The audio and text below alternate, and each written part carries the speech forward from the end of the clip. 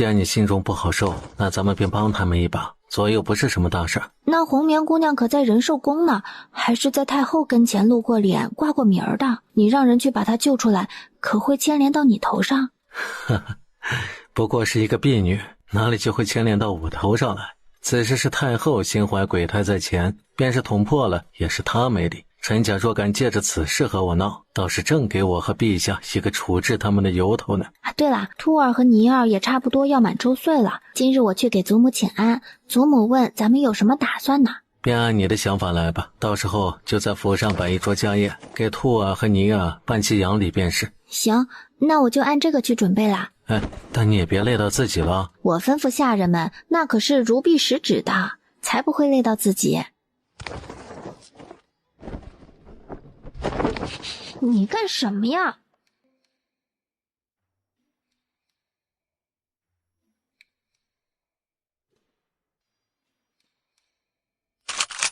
今天白日的，你又想胡闹？你下晌还去不去衙门了？这几人闲得很，不去衙门也没事。底下那群臭小子巴不得我不去呢。你不去点卯，当心扣你俸禄。那怎么办？乖乖养我好不好啊？乖乖，好乖乖，我也就这段时日能空闲些，过段日子我又该忙了。你就疼疼我吧，好宝啊！我这般难受，难道你就不心疼我吗？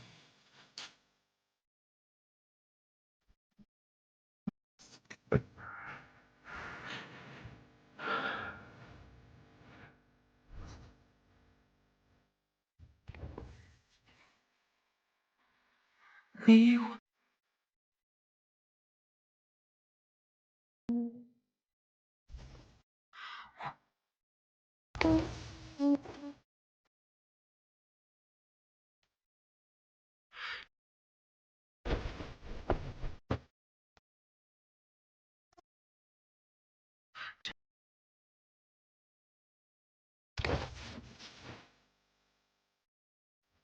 我爱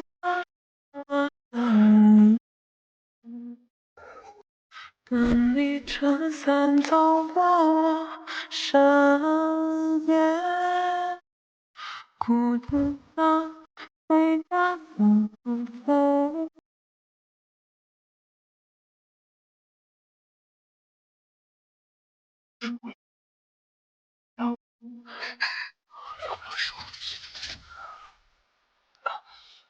一双鸳鸯戏在雨中的水面，就像思念无力勾住了天。我不问落水3000几人能为我愿，轮回百转，只求陪你续前缘。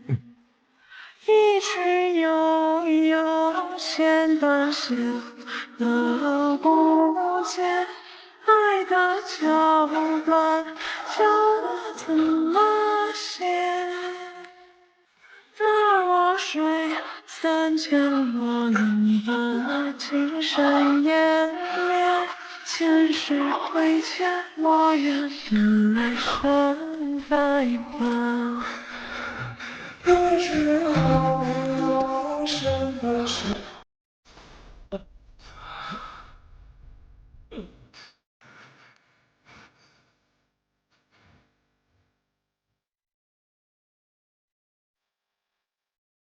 时光飞逝，很快便到兔姐和尼哥儿满周岁的日子。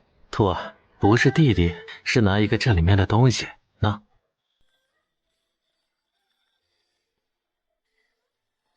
那是宁安侯镇守边疆用过的佩剑，名曰青焰，是谢家祖祖辈辈传下来的宝剑。那冰寒锋利的刀刃上，不知沾染了多少鞑靼人的血。他本是随手一放，却不想兔姐儿会选他。尼儿是要抓一样东西，不是要阿娘。也好也好，说明尼哥是个孝顺的好孩子呢。好孩子，好孩子，都是祖奶奶的好孩子。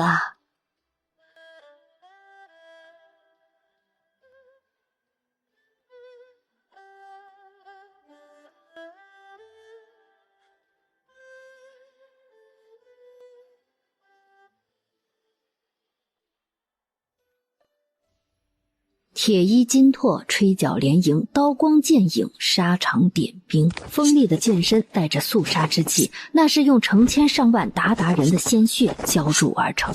鞑靼。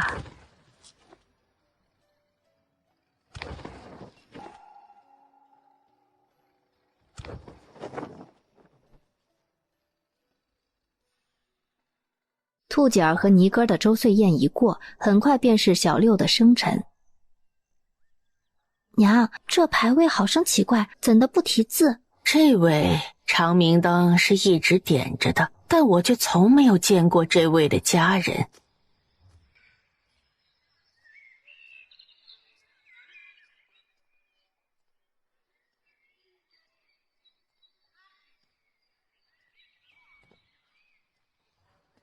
方才那位啊，是殷家的当家夫人。殷家？这是什么人家？你不认识也是应当的，那时候你还没嫁给三郎呢。这殷家呀，是先帝宠妃惠妃的娘家，可惜那位娘娘不知怎的惹恼了先帝，被打入冷宫了。殷家也因此得了先帝的厌弃。惠妃娘，您知道殷家可还有什么男人在朝做官吗？殷家和咱们谢家一样，是马背出身。自惠妃遭到先帝厌弃后，惠妃娘娘的父亲和伯父便卸甲归田了，他们家也只余惠妃娘娘的弟弟殷木殷小公子还在军中任职。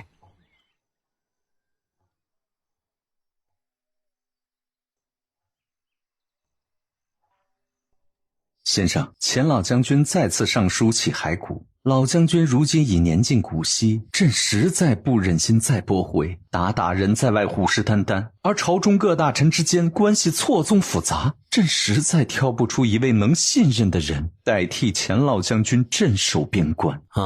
臣这里倒是有几位合适的人选。那几个人是谁？赵勇将军殷正明，赵毅将军殷正平，以及北城兵马指挥司副指挥殷木，他们分别是先帝的妃子惠妃娘娘的父亲、伯父和幼弟。惠妃娘娘为人和善，对每一位皇子公主都十分友好，对他们这些小小年纪没了娘的，便更多几分体贴。父皇当年不由分说，便将惠母妃打入冷宫，冷宫走水，害了惠母妃一条性命。赵勇将军和赵毅将军为了惠母妃硬闯宫门，若非父皇看在二位将军劳苦功高的份上，几乎要下令以谋逆之罪处死二位将军，但也因此二位将军被迫卸下盔甲。虽说雷霆雨露皆为君恩，但殷家人性刚烈，恐是不会答应朕的。他们会答应的。先生，若没有你，朕实在不知如何是好。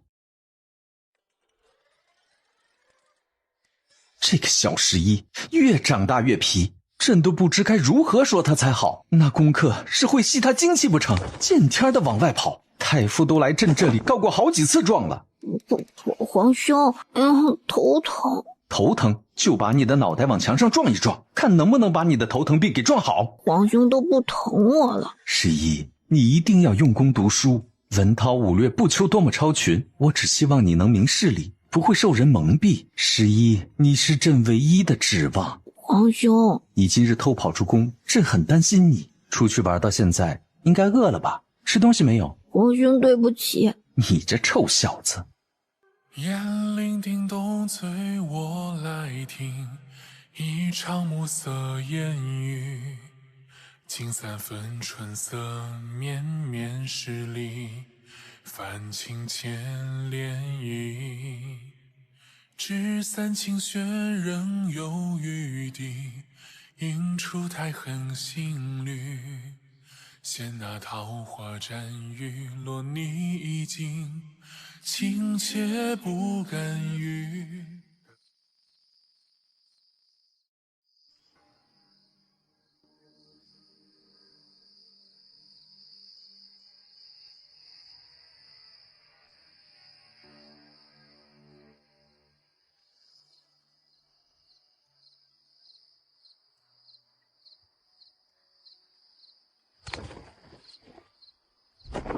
真好，真好，红棉姐姐还活着，真好。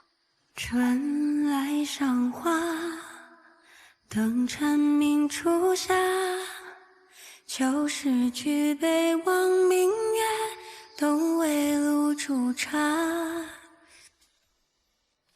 为了掩人耳目，谢之让本打算自己去找殷家人，但赵玉突然有些棘手的问题，他便一直腾不出空来。此事着急，江密见他忙得脚跟都难以着地，便自告奋勇要去殷家当说客。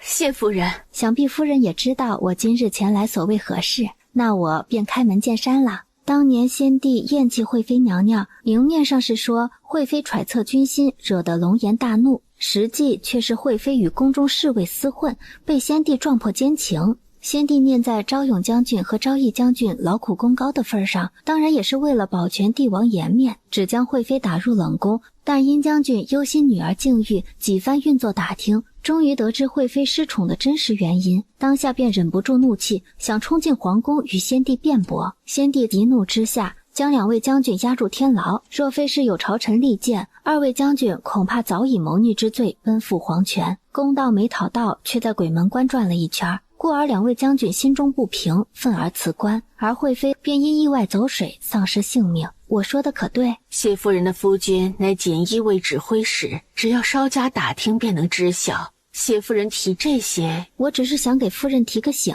其一，这冷宫都好好的几十年了，偏偏惠妃娘娘一进去便意外走水。其二，倘若惠妃娘娘真的与侍卫厮混，那便是关乎天子颜面的大事。殷将军当初走的是谁的路子，居然能冒着杀头之罪得到这等消息？是啊，当初传来智儿被打入冷宫的消息，他们全家人无头苍蝇一般在京中四处奔走，只想打听清楚智儿到底是为何惹怒了先帝。陈贵妃，难道惠妃娘娘盛宠一时，怎么会看上一位名不见经传的小侍卫？而且惠妃娘娘在宫中素有美名，便是当今陛下都是对她夸不绝口的，她又怎会做出这等不知廉耻之事？你到底要说什么？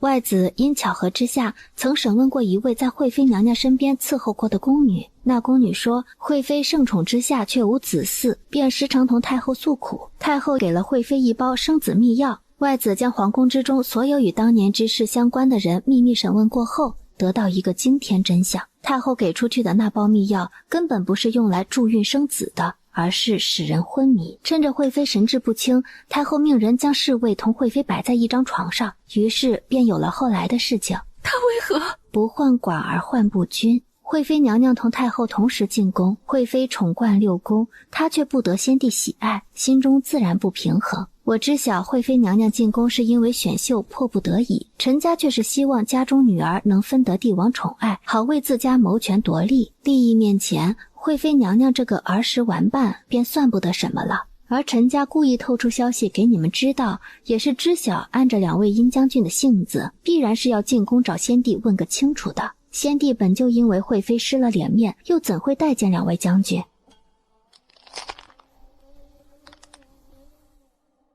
他的智儿怎就这般命苦啊？他想过千万种可能，唯独没想过会是陈清影。你说的这些事，我该如何信你？殷将军，这些是外子命人审问与当年之事相关之人的证词誊抄录，将军和夫人尽管查看。若您2位还有什么不解之处，那就只能劳烦您亲自找到那些证人来一一求证了。这么多年过去了，谢夫人突然登门说起此事，总也不是大发善心来告诉我们真相的吧？谢太师寻上我殷家，究竟所为何事？陛下年幼时曾承惠妃娘娘恩情，亦为其薨逝感到惋惜，得知其间另有内情，更是悲愤交加。我今日前来代表的是陛下的意思。昔年昭义将军和昭勇将军，一个使双斧，一个耍双枪，兄弟威名令瓦剌人闻风丧胆。多年前的殷小将军虽年幼，却也使得一手出神入化的好剑法，可是这样的宝刀却赋闲在家，未能投身军容抵御外敌，实在令人扼腕叹息。陛下求贤若渴，图补辍喜，真心希望几位将军能继续为国效力，故有今日我登门拜访之举。话已经带到，还请将军与夫人好好考虑考虑。殷夫人留步。谢夫人慢走。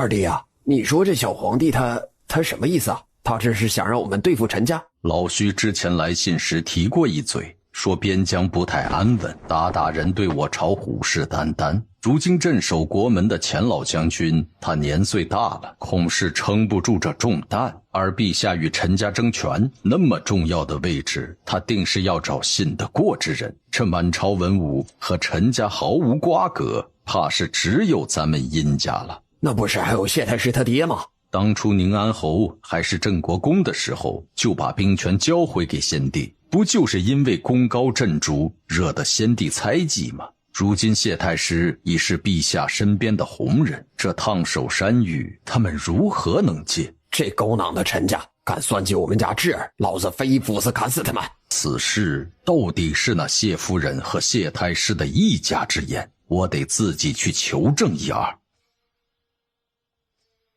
木儿，此事你和我一起去查。身为父亲，儿子心中那点不可言说的心思，他又怎会不知？他想，日子久了，那点少年人的情谊总会断的。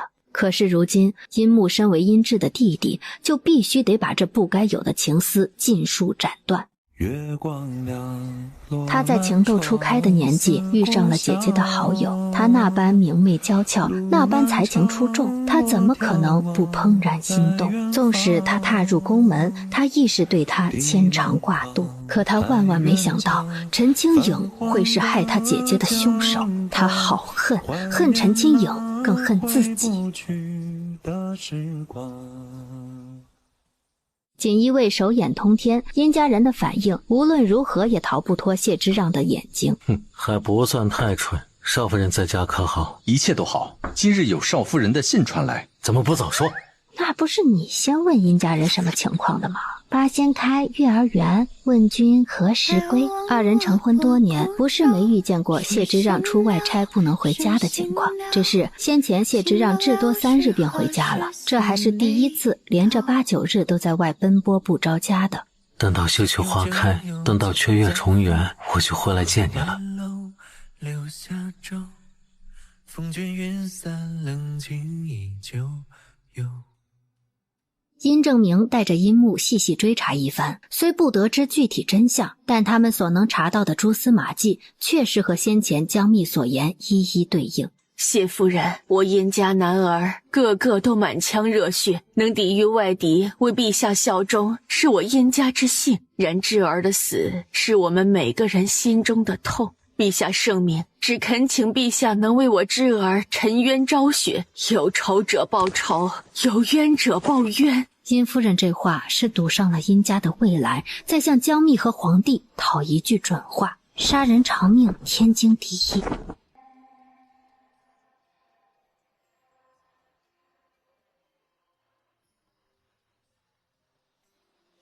殷家这头答应了，便该解决那些朝臣。没有谢之让在前面压着，那些大臣们便更加放肆，一个个说得面红耳赤，唾沫横飞。当年昭勇将军和昭义将军冒犯先帝，皇帝此刻起复殷家，便是对先帝不孝。先知他们会不会在某一日起兵造反？钱老将军德高望重，军中之人都信服他。这殷家人脱离疆场多年，还拿不拿得动武器？可钱老将军治世已成定局，总也不能让他70岁还上阵杀敌。朕提出让殷家将守边，你们说这不合适那不合适，那朕问你们谁合适，你们又说不出个所以然来。诸位大臣便在此好好商讨商讨，臣讨论出了结果再来询朕。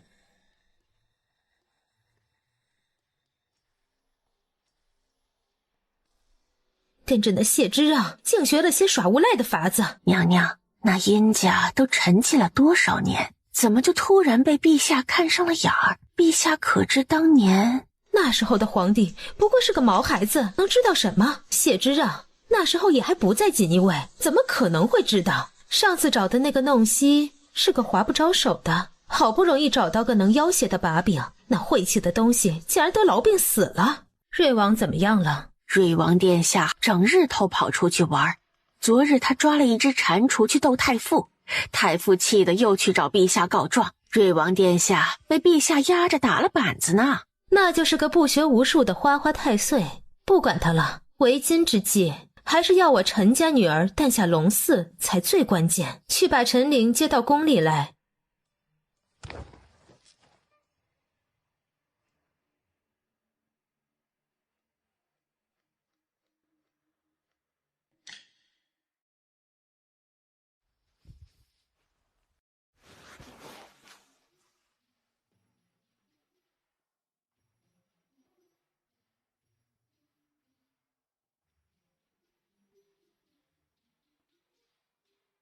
夫君，你终于回来了，我真的好想你啊！要不是锦衣卫说你好好的，我都要以为你出什么事儿了呢。又做梦了，又是假的。哼，你笑什么笑？这是在我的梦里，你就是我想象出来的假人，不许笑。好，不笑不笑。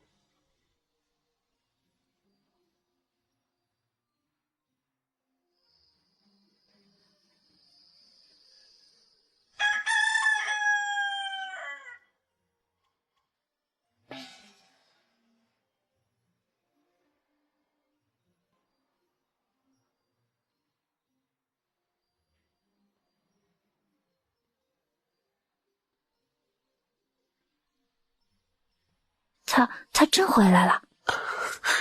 关关，想不想我？想你，好想你。想我还是想他？都想。有多想？关关，你告诉我，有多想？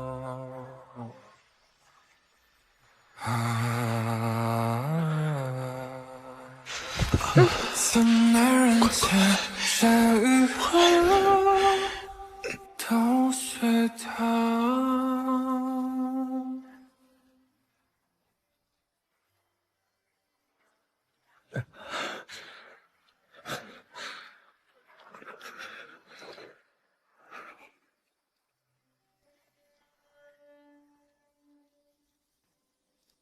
这一场雨下得极为痛快，都怪你。哎呀，关关，可没有你这般卸磨杀驴、过河拆桥的，方才还抱着我很是主动呢。哎呀，黄蜂尾后针，最毒妇人心。关关，你好狠的心！我都没用力，挠你痒痒似的，你少装了。是，夫人心疼我呢，我给夫人收拾收拾，按按腿。你这次去抓人，抓到没有啊？抓到了。那你和陛下打算怎么办？陈家事大，陛下要的是一击必杀，那些证据得先压着，留着陈家，不过是陛下如今的权力还没全部收回来罢了。待他大权在握，皇权之下，一个陈家又算得了什么？且等着吧，他不过是扮猪吃老虎罢了。你在外面要小心点，我会担心你的。你要是敢让我做寡妇，我就带着兔儿和尼儿改嫁去，我管别的男人叫夫君。阿蜜啊，你如今的胆儿是真叫我养肥了是吧？除了我，你还想嫁给谁？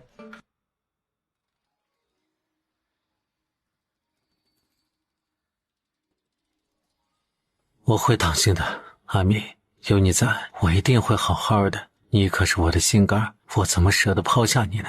不哭了好不好？没哭。好，没哭。阿蜜，倘若有一日我真出了意外，你便改嫁吧，找一个对你好的，好好过日子。他想过的，在他将死的那段日子里，他都想过的。只是后来巫毒已解，他欣喜若狂，只以为自己能和江蜜一辈子安好，却忘了自己在这权力中央，又怎会一点风险也无？哪怕只要想到江蜜会在一个陌生男人身侧巧笑倩兮，他便痛贯心里，便心如刀割。可他更不愿意江蜜守着二人那些回忆，一辈子痛苦哀伤，他舍不得，才不要。可是我的心好疼啊，疼得都快昏过去了。好乖乖，替我揉一揉可好？你怎么那么贫呢，谢子夜？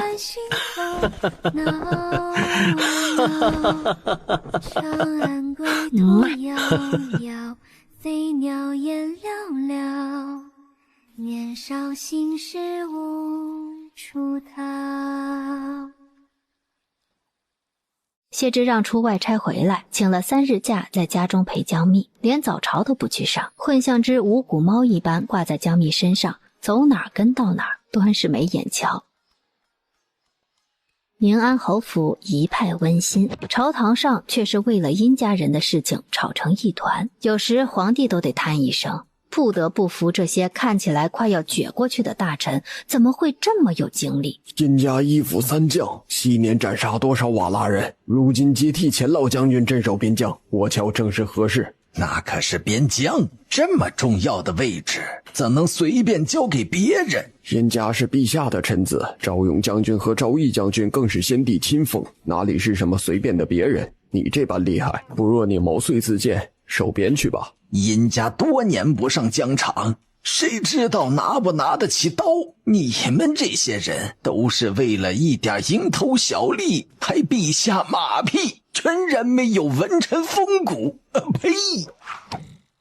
后朝房内吵吵闹闹，还有没有规矩？还是定养了，想被拖下去打廷杖？谢之让，这煞神怎么突然回来了？殿前带刀，这得是多大的殊荣与恩宠。王大人，本官离京多日，怎就这般不懂规矩了？若不然，跟着本官去诏狱走一趟，重新学一学这上朝的规矩如何？瞧这偏架拉的，分明是2个人吵嘴。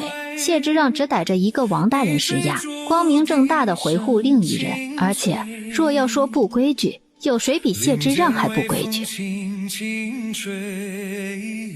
关于边关守将一事，朝堂上吵吵嚷嚷多日，也是时候该有个结果了。下朝之后，皇帝请内阁首辅陈立峰进御书房一叙，将谢之让带回来的部分罪证摆在他面前。君臣2人密谈一下午，臣党再不阻拦起复殷家将一事。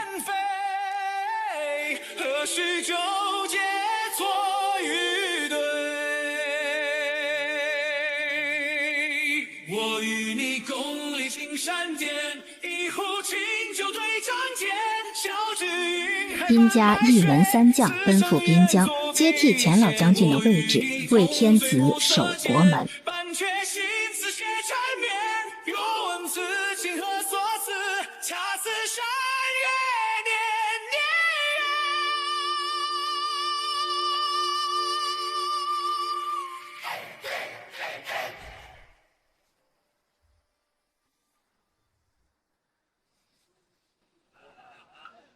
麟德殿内歌舞升平，端是一派融融谢谢之景。谢太师，谢夫人，我是个粗人，不会说什么漂亮的话，一切都在酒中。我们殷家欠您2位一个人情。内子身体不适，这杯酒我带他喝了。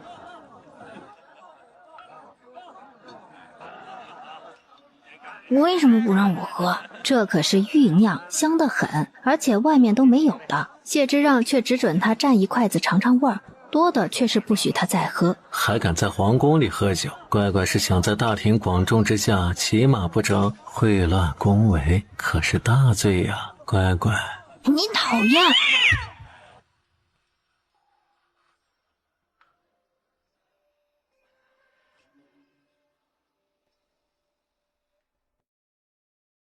这是当年殷木借口钱袋子破损，央着陈清影替他新做的。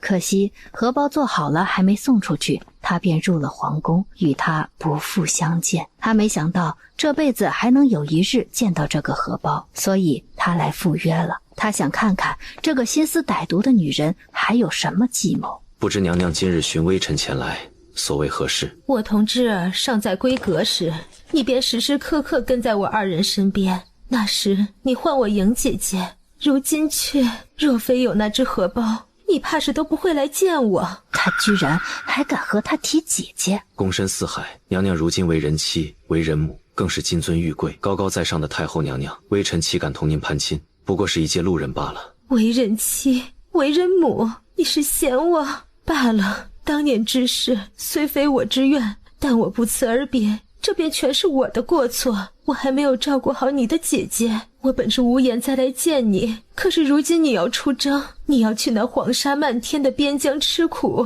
我怕再不来见你，便当真是上穷碧落下黄泉，两处茫茫皆不见。娘娘是鼎鼎尊贵的人，微臣不过一介莽夫，如何敢嫌弃娘娘？娘娘心中如此挂怀微臣，微臣感激涕零，不胜惶恐。然为国出征乃是武将本分，血洒疆场，马革裹尸，更是每个兵士的最高荣誉。倘若有一日微臣战死沙场，娘娘也不必感到悲伤。这个荷包本就是微臣年少轻狂不知事，逾矩求来的，如今微臣便将它还给娘娘。君臣有别，从此微臣与娘娘再见便形同陌路。按着安静躺在樱木手中的那只荷包，忽而想起多年前那个张扬似火的少年。他总是笑着叫他莹姐姐，无论他说什么他都答应，简直对他是百依百顺。陈家将她当作世家贵女的典范来培养，一言一行皆有刻度准则，不得有丝毫超出边框之外。可樱木不一样，他会带着他翻墙爬树，带着他走街串巷，而有殷志跟在他们身旁打掩护，长辈们便从不多说什么。如果当初嫁给樱木会怎么样？她不后悔。她若嫁给樱木，那便只是一个小小的武将夫人，如何能与这大权在握的太后相比？她不后悔。罢了，本就是我的错，你不原谅我也是应当的。至于这荷包，本就是我当年允你的，你便收着吧。那里面有一枚平安符，带着也能安心些。微臣离席已久，想必父亲母亲都在找微臣，微臣便先告退了。木郎，你此去边关，不知何时能归。我一人在这深宫之中，实在是担忧。你能不能偶尔写封信回来？1个月1封，3月1封便好。信上什么都不用说，只和我报一声平安可好？好。青葱岁月里曾暗生情愫的两个人，到底是走到了如今这一步。莹姐姐，解散了哭着，放置离不可，只叹它将思念摇落。日升月落，春去秋来，花儿开了又谢，谢了又开，2年时光匆匆已过。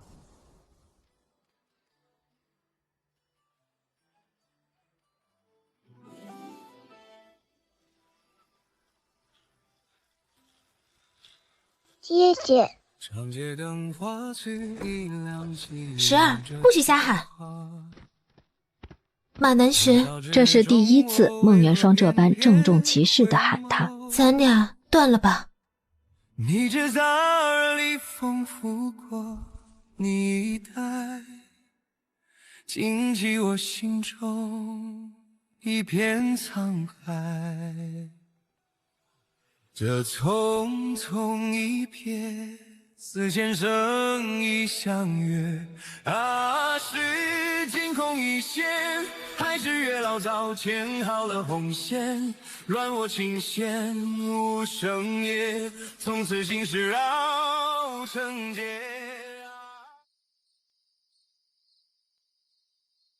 从前的漫漫长夜都是马南巡陪他，哪怕什么都不做，只要他看到有他在，心底便一片安宁。可如今，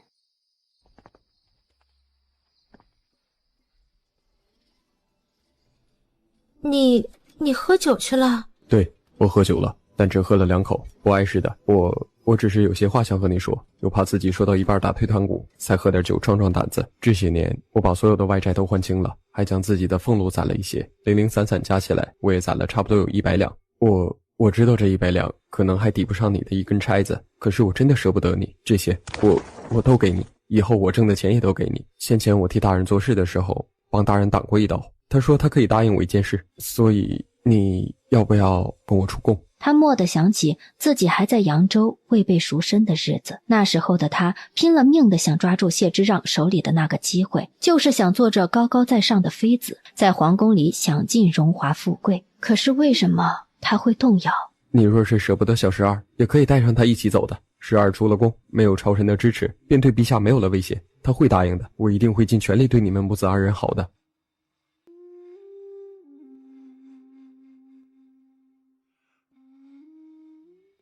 若是娘娘不愿，也是没关系的，是标下僭越了。钱不要了吗？就算是标下的一点心意吧，留着给娘娘打赏人用。这可是咱俩以后过日子要用的钱。娘娘，我在家中是长女，我母亲生下我的时候恰巧是个清晨，恰好外面结了霜，故取名为元霜。以后不要再叫我娘娘了。元霜，那以后换你元娘吗？这是我叫太师夫人的。哦，那就叫你双儿吧，双儿。他是什么时候认定这个人呢？或许是在他搞砸了谢之让交给他的差事，他为了替他求情而在北镇抚司跪了一整日的时候，或许是每一个深夜他抱着不肯入睡的福王柔声轻哄的时候，或许是方才他说拿他全部身家给他打赏人用的时候，很多很多。一场暮色烟雨，近三分春色绵绵十里，泛青间涟漪，纸伞轻旋仍有余地，映出苔痕新绿，嫌那桃花沾雨落你衣襟，情切不甘于等到月下白露凝成霜，两三分丹青，换来轻描线书口窗里。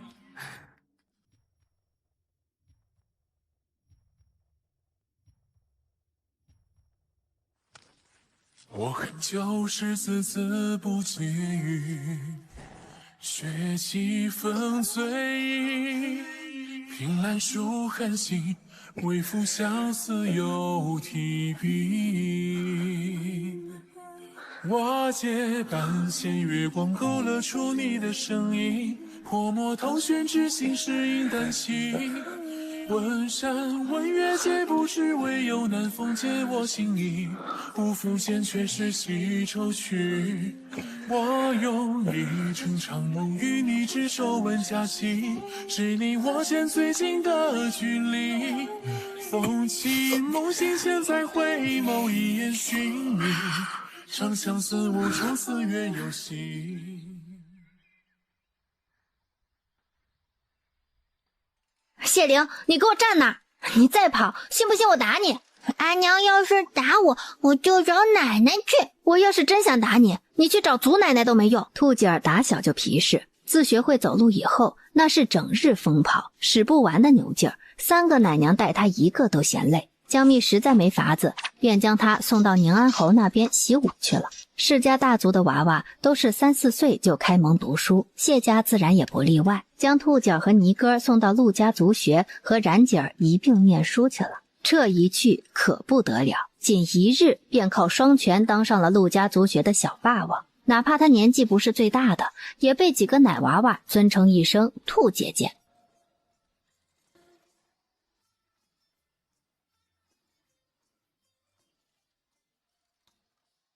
谢灵，你过不过来？我等爹爹回来就和他告状，说阿娘你欺负我。你不来气我就是好的了，我还能欺负得了你？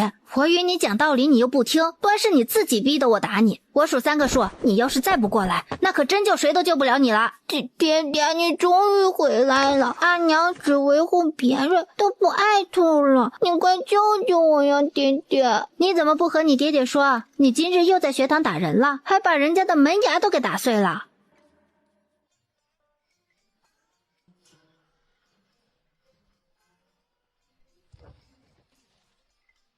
那是他找打，谁让他说爹爹每天都杀人？爹爹才不会呢，爹爹是兔儿最好的爹爹。我就打了他一下，是他自己摔到地上，磕到石头。在这京城里，谢之让算得上是声名狼藉，即便鲜少有人会当面骂他，但背地里说几句坏话总是有的。谢之让自然清楚那些人在背后的厉骂，不过是他懒得去搭理罢了。兔姐儿为了维护他而和人打架，已经不是1次2次了。江蜜也是清楚，故而前几次都不去怪他，可这次却不一样。你不打他，他会摔倒吗？不摔倒会把门牙磕破吗？你说他骂你爹爹，那你是亲耳听到了吗？我没亲耳听见，别人和我说了。万一是那个人骗你呢？他敢？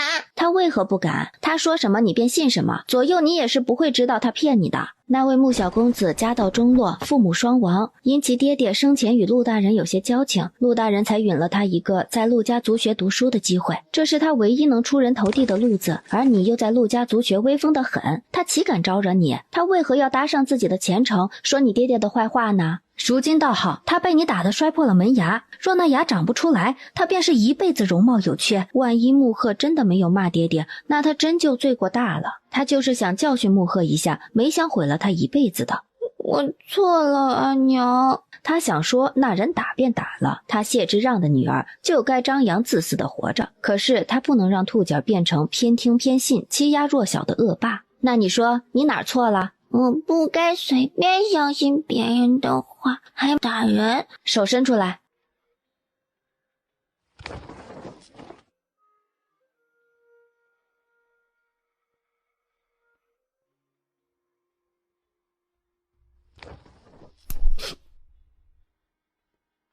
我打你是希望你记住今天的教训，以后都不能忘。明天去陆家读书，带100两银子过去赔给穆小公子，让他去医馆找个大夫好好瞧一瞧，记得要给人家道歉，好吗？好。那100两银子从你的月例银子里扣。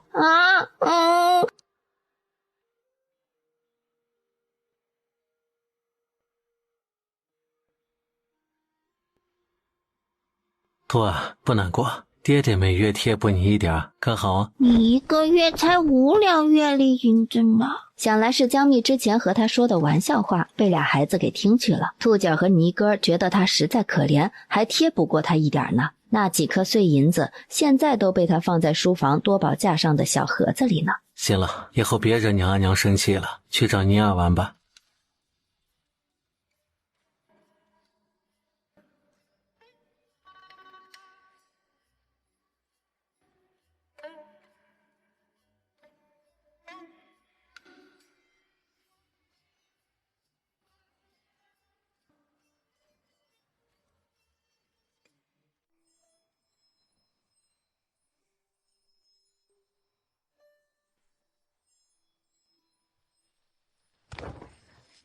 你干嘛呀？方才你用自己的手打了兔儿的手，兔儿有多疼，你便有多疼，所以帮你揉一揉啊。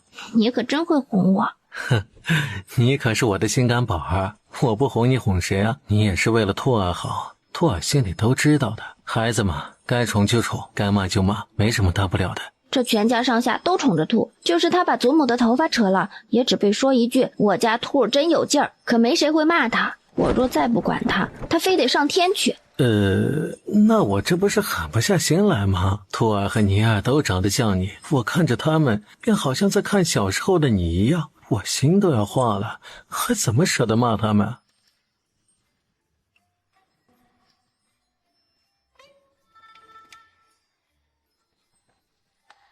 前些日子我去赴宴，见到了陈留，有不少人都恭维他呢。我冷眼瞧着，他们是将她当作未来皇后一般敬着了。哼，他们还当陛下是3年前那个可以随意操控的帝王呢。如今爬得越高，日后摔下来便有多惨，且看着吧。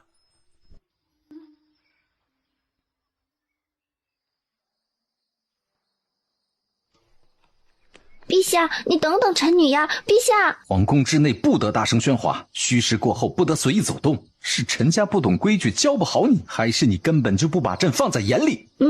没有，不是这样的，陛下。母后最是看重礼仪典范，陈姑娘既是来侍奉太后的，那便该谨守宫规才是。李德宝，送陈姑娘去上仪局，好好学学规矩。当年姑姑将她接到宫里来，是想着直接霸王硬上弓的，可这想法却被祖父驳斥了回去。从他腹里生出来的孩子，日后是要做太子的。先帝到底死了不到3年，若有心人以此作为把柄攻讦，也是一个不小的麻烦。他的孩子不容许有半分污点，故而陈家只让他先去和皇帝接触，同他培养感情。这2年时间里，他是日日讨好皇帝。他这样一个美人，这般温柔小意，便是石头做的心都该化了。可却没想到，这皇帝就是一块焐不热的石头，还软硬不吃。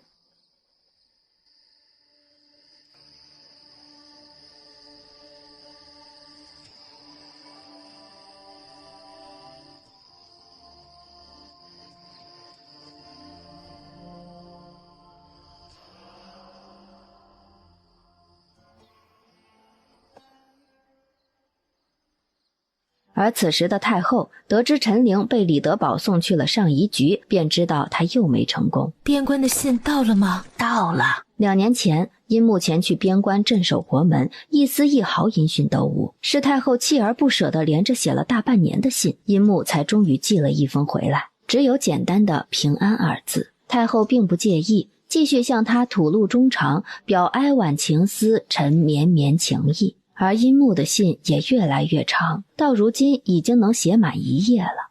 娘娘，您冒着这么大的风险给殷小将军写信，难道……他不过是个五品小将，如何配得上本宫？指边关守将一职十分重要，若日后我陈家与皇帝闹得不死不休，兴许会有用上之日，不过是未雨绸缪罢了。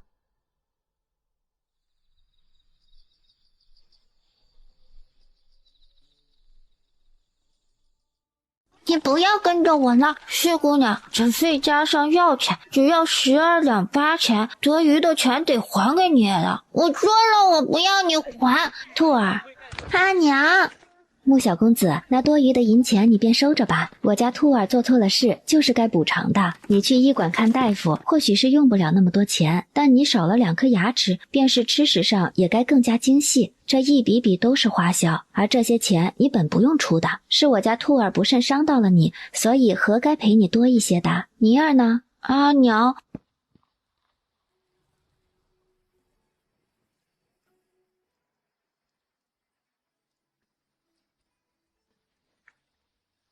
穆小公子，下雨了，我捎你归家吧。这天儿淋了雨，怕是要得风寒的。多谢夫人。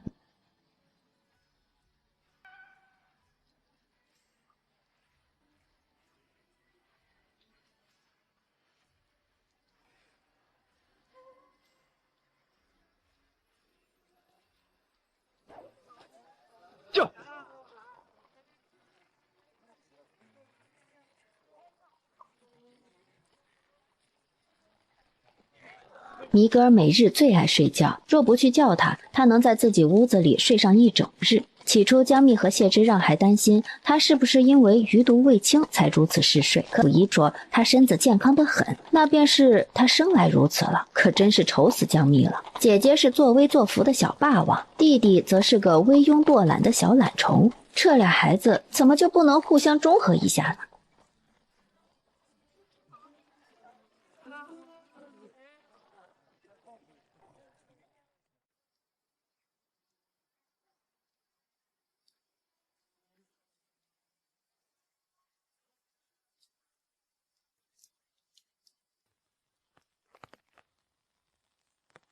夫君，你送他干什么？下雨了嘛，他一个小孩子，爹爹娘亲都去世了，多可怜呐！我瞧见了，便顺手帮他一下嘛。江蜜怕是想起自己了。阿蜜，明日皇宫宴会，你当心着些，记得把那2个舞婢带上。可是那太后又要作妖。是，朝堂上吵着要让他立后，于天家而言，此次是大事，陛下避无可避。可陛下到底不再是曾经那个被陈家把持着的帝王了。君臣双方僵持几日，陛下便趁机问他们皇后的合适人选，将这一趟水搅浑。陈家虽势大，但这朝堂到底还不是他们的一言堂。几房事里吵闹了好几个月，陈家终于是坐不住了。陈氏女最近频繁喝药，底下的人捡了点药渣拿去问大夫，只说是安胎药。先前陈家还想要一个出身背景全然干净的嫡长子，可是如今他们逼迫不得陛下，便只能使些旁门左道。锦衣卫守护皇城，宫中眼线不少，可陈家也不是吃素的。我只从一些蛛丝马迹判断明日陈家会有动作，可并不知晓他们具体的计划。我不放心你，说不然你称病推了吧。明日我得去，多少双眼睛都盯着你呢。如果明日我贸然不去了，陈家难道就不会有所猜测？下次陈家和太后想做点什么，我又不去，难道就这样一直和他们纠缠下去吗？咱们总不能躲一辈子的，我会没事的。阿蜜，天气凉了，记得穿厚些，不然你小日子又得疼了。好，每次都应好，每次都得我说你才记得，全然不往心里去，你也就哄哄我了。因为夫君帮我记的呀。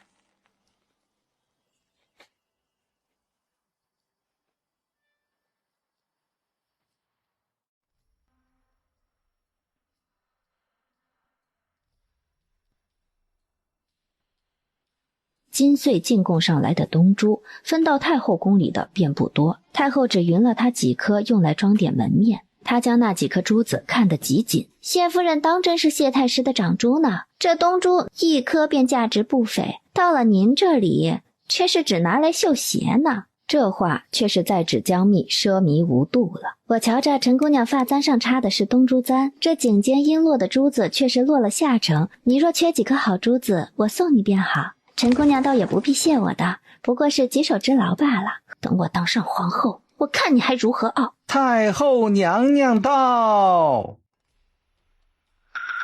枯白带，这枯白带极为难寻，怎就刚好在陈琳身上用到了？倘若皇帝那边用上了川椒，陈家岂非是要得逞？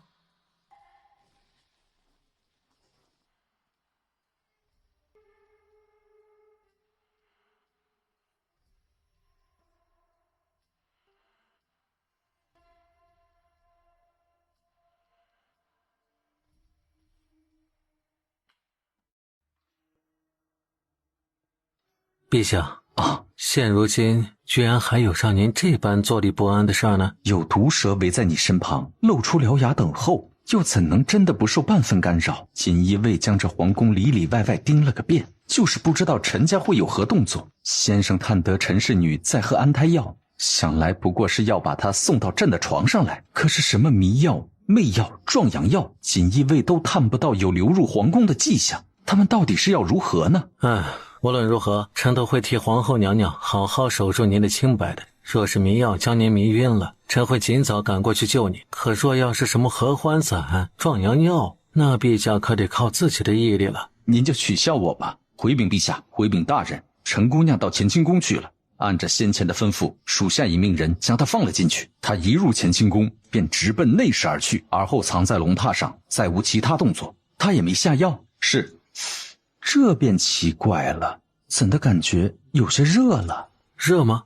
热。陛下应当是起了发症，可是吃什么不该吃的东西了？朕只饮过那杯茶。花生。朕从小便不能吃花生，但那个时候母妃已经去世了，便不曾叫太医来诊治，事后也下意识地避开了花生。魏明，照着先前说的，去把乾清宫里的那个迷晕了，叫底下的人把去书房里伺候的人脸记熟了，先不动他们。是，大人。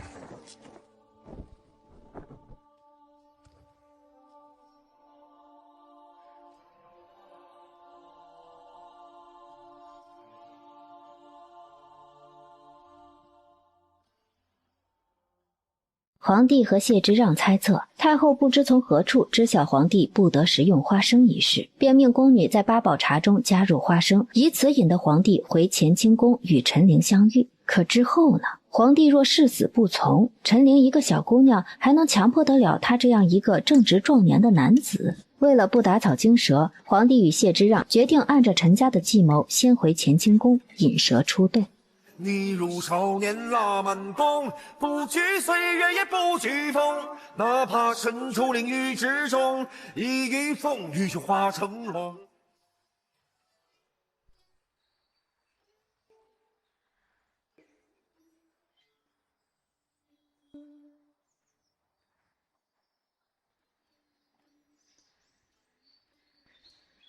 一般人进入宫中是不允许带婢女的，但江蜜可以，这便是皇帝与她的殊荣。谢夫人、韩夫人，太后娘娘在御花园摆了小宴，请二位夫人一步。从此处往御花园去有2条路，其中一条便是从皇帝寝宫乾清宫旁经过。倘若乾清宫的动静闹得大一些，他大概知道太后是如何算计的了。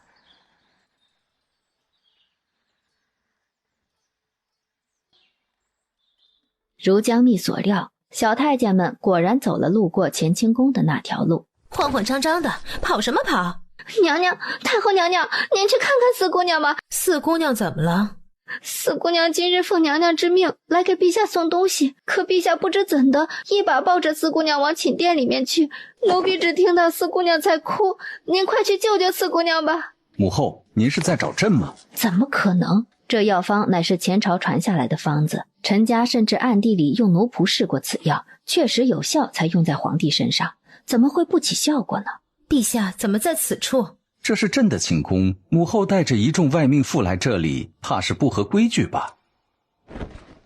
陛下，怎么了？那陈姑娘与一名小太监在偏殿行秽乱之事，被锦衣卫缉拿下去了。他就这般折辱陈陵，这般折辱陈家。今日之事演变至此，谁都知道是皇帝和陈家在斗法。要么是皇帝斗输了，乖乖娶陈陵为后；要么是陈家落败了，自此无缘做太子外戚。可是谁都没想到，他一招请君入瓮，却是直接将陈陵送到宦官床上去。陈陵要么从此嫁给那宦官做对食，要么就去尼姑庵青灯古佛相伴一生。一个陈陵就能败坏全部陈家女儿的名声，叫他们都不能再做皇后。皇帝这招不可谓不狠。太后娘娘凤体乾安，何该好好休养才是？管理后宫一事实在太过劳心费神。即日起，便将凤印移交给孟太妃保管，由太妃娘娘掌管后宫诸事。且等着吧，陈清颖。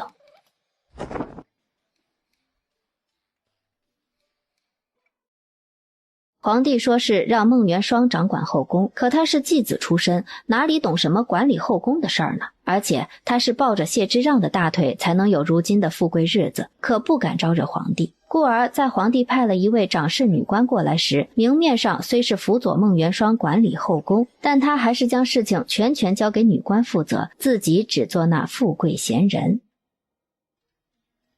而女官也是雷霆手段，趁着太后没醒，连夜带着人去仁寿宫，办事讲理，办事蛮横的把凤印抢了过来。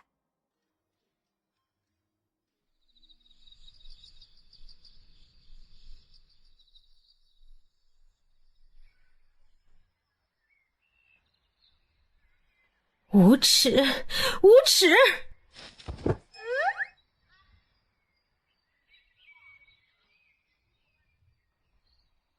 陈四身边那个丫鬟总该是听到了动静才去喊人的，那屋里一个人都没有，又怎么会有动静呢？陛下，不要啊，陛下，陛下！实在是不敢相信，这会是从一个皮肤黝黑、身高将近6尺的健壮男儿嘴里发出来的。这等口技都是那下九流之人学的低贱本事，本是用来和那些大官讨个赏、谋个生的，却叫他说到孟元双面前来了。他会不会就此看清了他？马校尉，你还有这本事呢？既如此，今日我便要做那山匪恶霸，好好来踩一踩你这朵娇花。你这小妇人，若不从了老子，老子今日便……这张嘴还是别说话的好。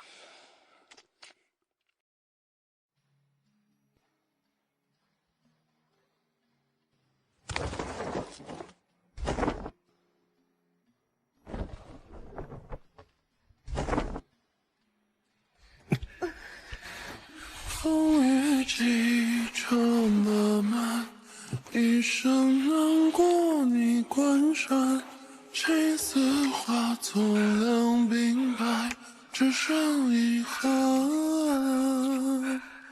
风雨几场漫漫，弹着情缘斩不断，一世还魂一生的期盼。风雨几场漫漫，一生难过你关山，青丝化作两鬓白，只剩遗憾。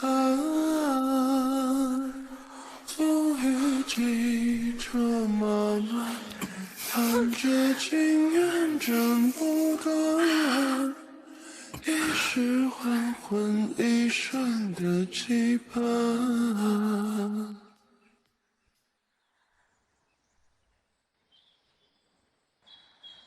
自陈陵被皇帝扔给太监以后，陈家安歇了好一阵子。哪怕皇帝将陈家培养多年的眼线拔除大半，陈家纵是再心疼，也只得舍弃了他们。陈家夹着尾巴做人，谢之让便空闲不少，每日除了去北镇抚司点个卯，其余时候都待在家里黏着江蜜，3不5时便带他出去玩一趟。端是逍遥自在，快活得很。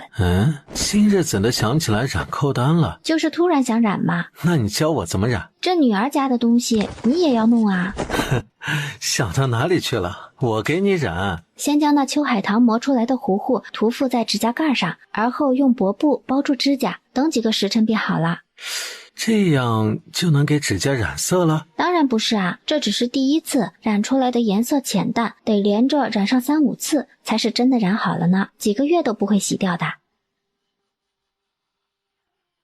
阿蜜，别动。好。阿娘，爹爹，你们在做什么好玩的事儿呀？我们在染扣单，就是把手指甲染上好看的颜色呢。兔家也要染这个？好呀，阿娘这是粉色的，兔儿想要什么颜色呀？阿娘是粉色的，那我就要绿色的，我要当叶子保护阿娘。你啊，去给姐姐倒叶子汁水。掌心蜜语萦绕至温柔烫，红绸挽发稍安相扶衣裳，眼角风铃响，轻口小轩窗，偷藏相思句，心事叠成行。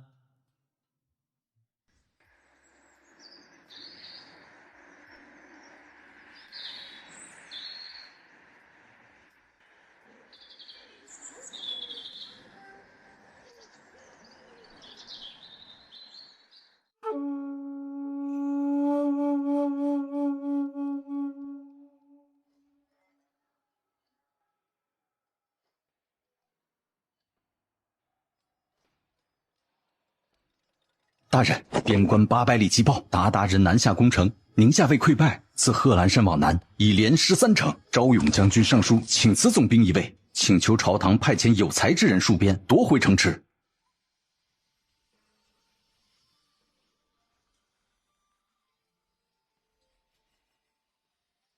元宁4年秋，边关狼烟四起，鞑靼骑兵挥军南下，进犯我朝边境。宁夏卫溃败，死伤惨重，连失3城。朝堂之上渐渐有几个声音冒出来，开始推举宁安侯接任总兵之位。可此建议一出，朝堂瞬间闹翻了天。谢之让为锦衣卫指挥使，已是手握大权的重臣，若是再将宁夏卫重新交回宁安侯手上，谢家那可真是一人之下，万人之上了。朝堂各派大臣就此事展开激烈交锋，连日不休。边关战事吃紧，京城内却仍是一派歌舞升平。听说了吗？殷家将战败，昭勇将军无颜再任总兵一职，上书请辞呢。殷家这么多年都不上战场，骨头都软了的东西，我看呀是犟怂怂一窝。咱们这些人家每年交了多少税银，朝廷又拨给宁夏卫多少粮草，连几座城池都守不住。近来不是又在吵让谁做这宁夏总兵吗？谁去我是不知道，但那宁安侯可是万万不行的。那谢之让便是个彻头彻尾的奸佞，倘若将这兵权交给谢家，焉知他们会不会起反心啊？而且那宁安侯在家赋闲多年，可别和那位昭勇将军一样，银样蜡枪头，只是个表面光的。宁安侯镇守边疆这么多年，落得一身毛病，谢家长子谢之礼更是命丧疆场。那一片荒漠之地，埋藏了多少忠骨，浸染了多少鲜血。宁夏镇五卫4所，区4万余人，却守着从盐池到兰境长达1000公里的防线，分到每一路不过5000余人。而灵岩台地地势平坦开阔，鞑靼部落素来以凶狠著称，一旦挥军南下，往往是几千几万的骑兵发起进攻，边军几百人几千人对阵鞑靼成千上万骑兵。此一战，宁夏卫损失惨重，多少人失去了自己的丈夫、自己的父亲，还有自己的儿子。没有他们用血肉之躯抵挡鞑靼骑兵的进攻，哪里有你锦衣华服在这里大放厥词的机会？哎呦，算了算了，少说几句吧。我可不怕他，殷家将酒囊饭袋，宁夏卫草包饭桶，谢家更是狼子野心。造了口业，便该去诏狱好好反省反省，省得日后死了还得去拔舌地狱受苦。你怎么来了？来接你回家呀。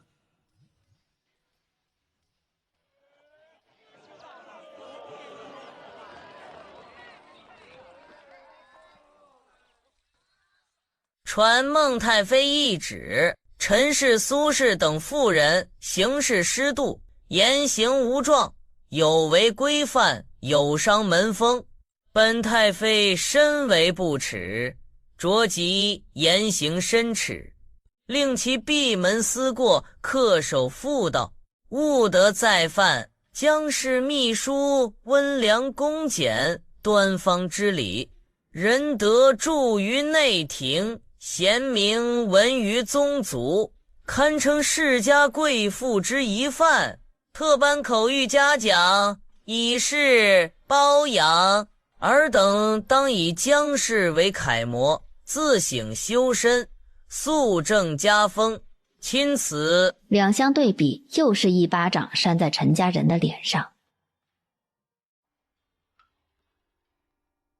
朝堂上吵吵嚷嚷多日，宁夏镇总兵呼声最高的便是宁安侯和内阁首辅陈立峰的大女婿宋平威宋将军两位，群臣争论不休，皇帝也不好在面上偏袒谢家。宁安侯既是要做这宁夏总兵，便该服众才是。宁夏战事吃紧，非忠勇干练者不可镇守。宁安侯、宋平威将军皆镇之股肱，久在行间，熟谙兵事。今特命二人教义，比试骑射、谋略、武艺，胜者即刻亲授宁夏镇总兵，镇守边关。自从知晓宁安侯要同宋平威比试，谢家上下都十分担忧。陈家惯来心思卑鄙，手段下作，焉知其不会背地里耍阴招？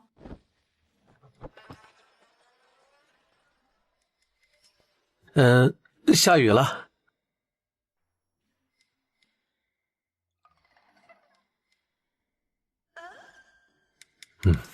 这总兵之位你非做不可。那宋平威确实是一代名将，但他成婚之后，多数是在东南沿海一带抵抗倭寇，对付水贼他经验丰富。可是对上鞑骑兵，非我不自谦，满朝文武恐无人能比我更有经验。而且三郎，覆巢之下焉有完卵？你若执意如此，我不拦你。但你要么就死在家里寿终正寝，要么就死在宁夏马革裹尸。若死在明日比武场上，我便不认你这个爹了。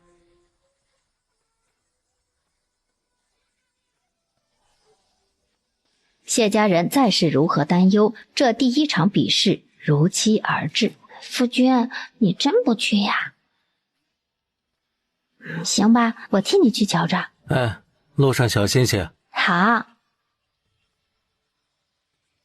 都安排妥帖了，标下已让马校尉在比武场那边亲自看着。围观人群中也叫兄弟们换了布衣混在里头。外围4个入口，每个入口处都有2个小旗轮番值守，而且比武场自定下那日起便一直有人看着。今早标下里外彻底检查了一番，没有问题。少夫人那边派一个总旗过去，无论谁出去，身边都要有人在。是，大人。今日之事，陈家是冲着宁安侯来的，可他担心江密会受到波及，还是周全些更好。你亲自过去。是。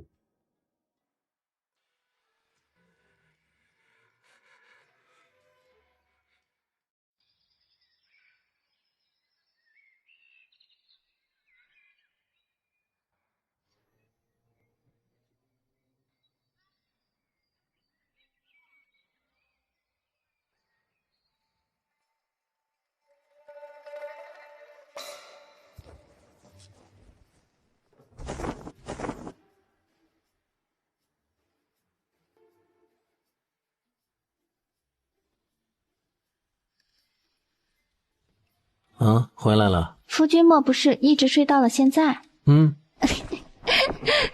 你怎么那么可爱啊，谢子叶？你担心爹爹便光明正大担心好了，你又不是他什么见不得人的私生子，怎的还和我撒谎呢？笑，你笑什么笑？好，我不笑了吗？你打我干什么呀？会疼的。最多算是摸你2下，疼什么疼啊？我都打10年了，真要是疼，你这腚早该被我打烂了。我知道错了嘛，夫君，你就笑一个吧。夫君，我的好夫君。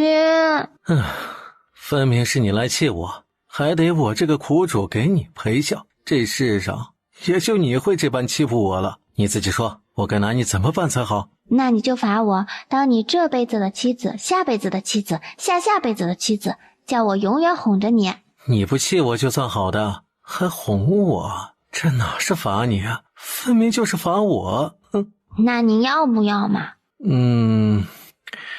勉为其难吧。哎，今日比武还顺利吗？他可有受伤？夫君料的没错，那陈家果真就是不安分的。锦衣卫将比武场周围守得严严实实的，陈家在旁的地方使不上力，便只能叫那宋平威出手。那宋平威竟是从背后攻击父亲的心口，以分散其注意力，贴身用银针刺后脑穴位，欲取父亲性命。父亲说了，那银针刺入穴位不会当场毙命，却能封住一路经脉，最终麻痹而死。若非父亲反应敏捷，今日恐怕还真叫陈家得了逞。他父子二人纵使再别扭，那宁安侯也是他谢之让的生身父亲，是幼年时拖着他骑过大马的父亲，岂是旁人可以算计的？他拿出的药酒可还够用？够呢，而且我又泡了一些，到了银川那地儿雨水更少，父亲的腿能好受不少。我还将方子给了母亲，不必担心。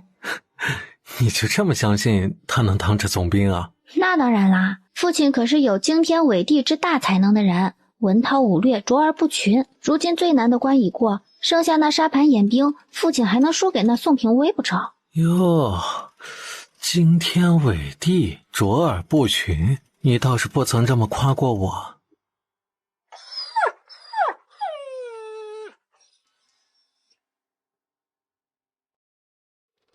我家夫君神清骨秀，剑气萧心，貌比治果潘郎，情似痴情荀粲，才高妙算孔明，武胜萧虎吕布。这世间再没有比夫君更加厉害的人啦！我好喜欢好喜欢你啊！我家乖乖这么好，下辈子、下下辈子、下下下辈子，我都要同你结为夫妻，永生永世不分离。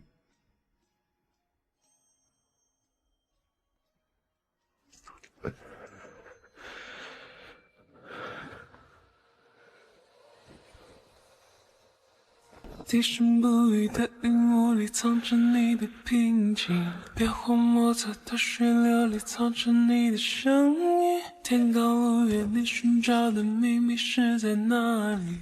波浪阴晴不定，谜一样的难以。画一出戏，云里雾里忽闪四季，跳一出去，晕眩在我的身难移。晃情难移，摇摇晃晃心难移，谁在遥勾你心？足影左右变了形，本是山川水中一片浮萍，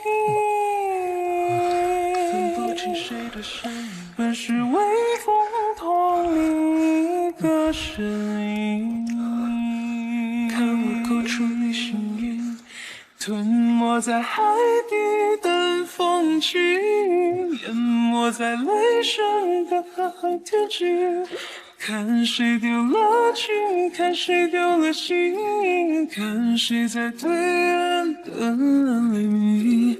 勾走我神经，朝我记，勾走我心情，宽似意，勾走你眼睛，留下个烙印，各有思意，魂有孤心。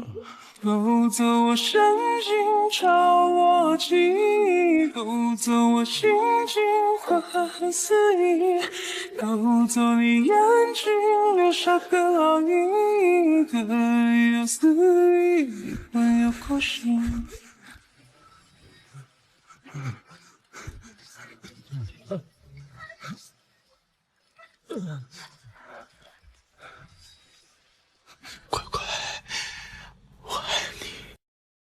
如江密所言，只要比武赢过宋平威，沙场演兵比试排兵布阵之法，宁安侯那是手到擒来。陈家人再是心不甘情不愿，也不得不承认，宁安侯的确有资格任宁夏总兵一职。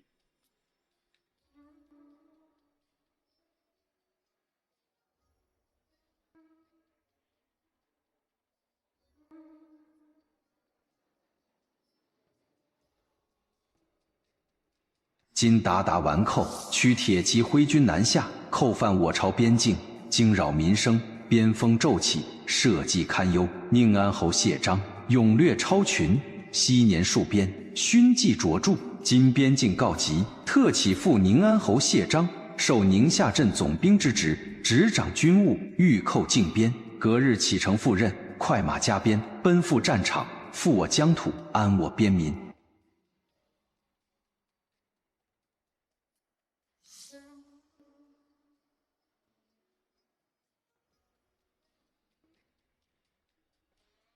明日等我出发去了银川，大方便只剩下你一个顶事的男子了。你在家要照顾好元娘，照顾好你祖母，照顾好兔儿、尼儿，也照顾好你自己。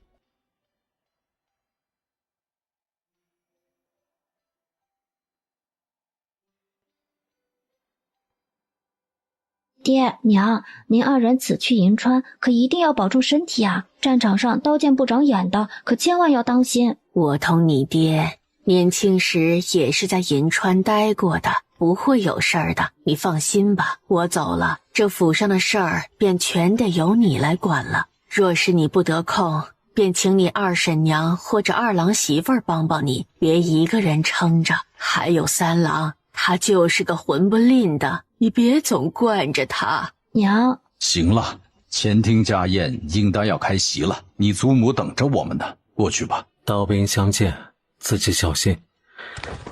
爹。从前谢之让喊他父亲，多半都是阴阳怪气。之后他的说话语气温和不少，却也从未叫过宁安侯一声爹。他的这个小儿子啊，是真长大了。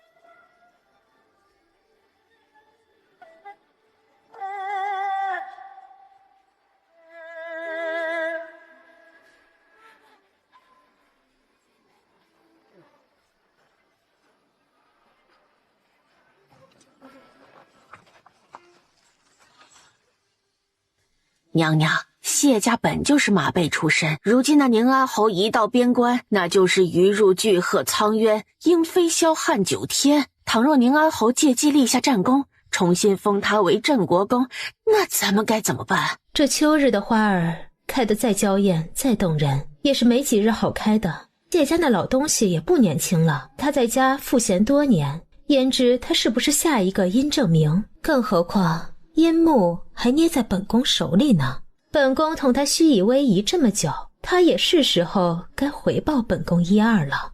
父亲那边可有说什么？老太爷的意思是，皇子的事儿先放一放吧，当务之急还是边关战事。向来兵马未动，粮草先行。今边关烽烟已起，粮草需即刻筹运，更兼隆冬将至，将士若无厚衣御寒，何以御敌守疆，痛击鞑靼？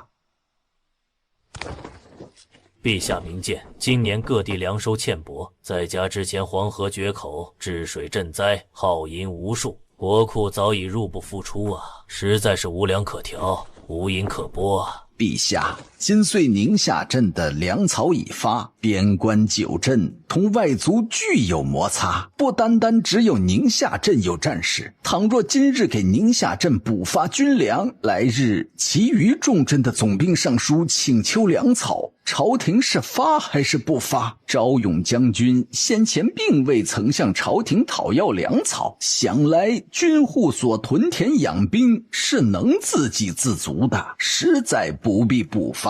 陛下，补发粮草一事，百害而无一利，万望陛下不要受奸佞蒙蔽。谢家一带兵打仗便要粮草，焉知其是否是想中饱私囊？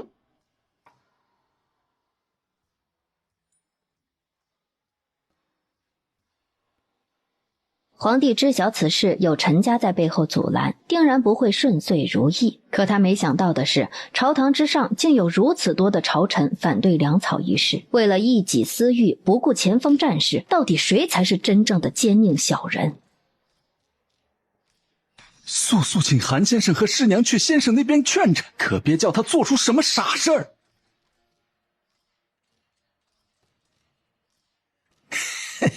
此事李大人您懂的。我懂，这谢家狼子野谢，陛下如今是受人蒙蔽，才会做出此等不明智之举。吾等忠臣定然是要帮助陛下匡扶社稷的。李大人如此忠君替国，日后定能平步青云。平步青云？谢太师，您怎么来了？哼，本官特意前来帮你一把，送你上西天。太师，下官知错了，您饶我一命。明日，今日下官便上书支持补发粮草。你这贪生怕死、蛇鼠两端的小人，日后休想陈大人再提携于你。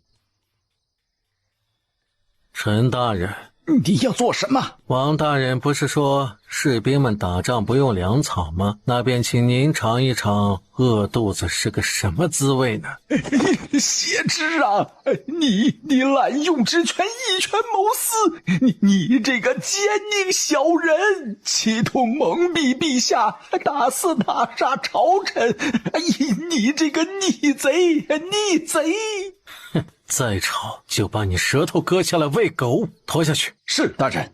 三魂灭。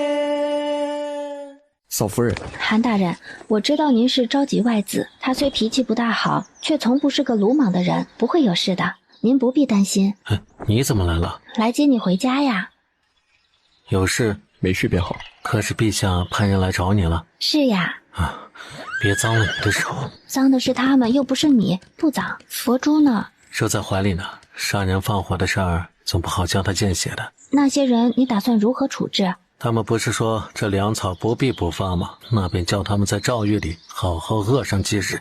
如此也好，狠狠将他们饿上一顿，省得那些人站着说话不腰疼。便该叫他们的父兄、他们的儿孙都上战场去，看他们还说不说得出这风凉话。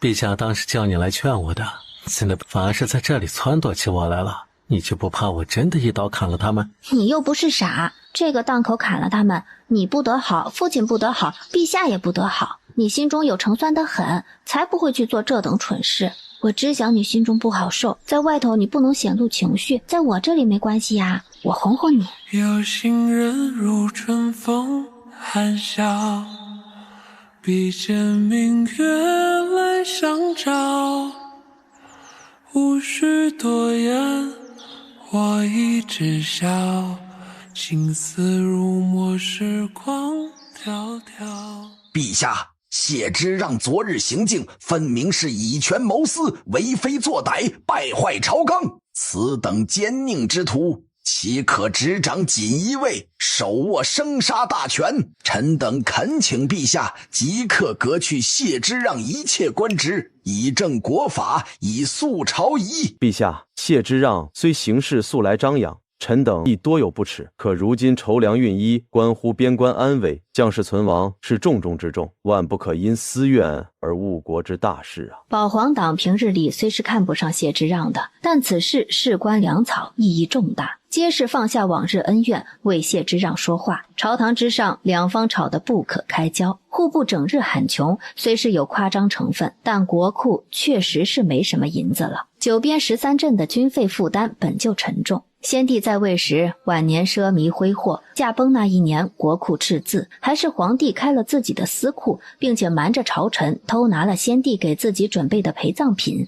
才将弥补。今岁北方闹旱灾，南方闹水灾，普遍收成都不好。为了赈灾，皇帝便免了多地赋税，加之黄河河床抬高，再次决堤，修黄河所需的钱财又是一笔巨款。如此收进来的少，支出去的多，加之将边关过冬的军粮发出去，国库确实是没钱了。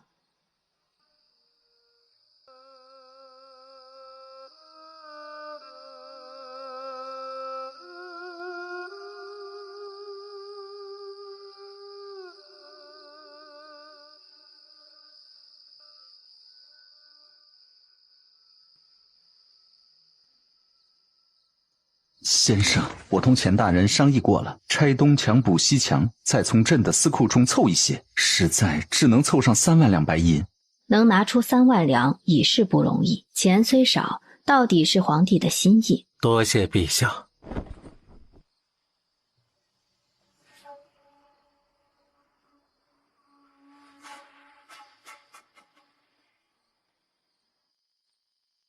3万两，于宁夏战士而言，实在是杯水车薪。一个士兵一个月约莫要吃7斗米粮，1斗米粮约莫需要25文钱。宁夏卫4万士兵，一个月光是粮食便要花去7000两，更别提那些武器、战马和商药。而且先前宁夏卫损失惨重，招兵买马又是一笔大支出，3万两当真是太少了。倘若宁安侯不能在冬季来临前将鞑靼人驱逐出境，那宁夏镇可真就要危险了。一旦临近冬日，为了抢夺充足的资源，鞑靼人的攻势会愈发凶猛。届时宁夏卫面临粮草不足的困境，又该如何？1文钱难倒英雄汉了，真他娘的晦气！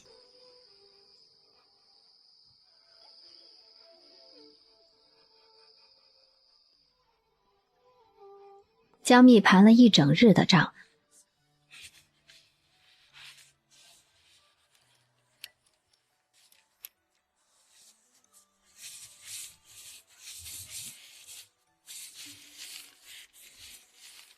春来赏花，灯沉明初夏。旧时举杯望明月，东魏露珠茶。朝廷雨下，万箭摘落下。闹中取经远繁华，悠然无牵挂。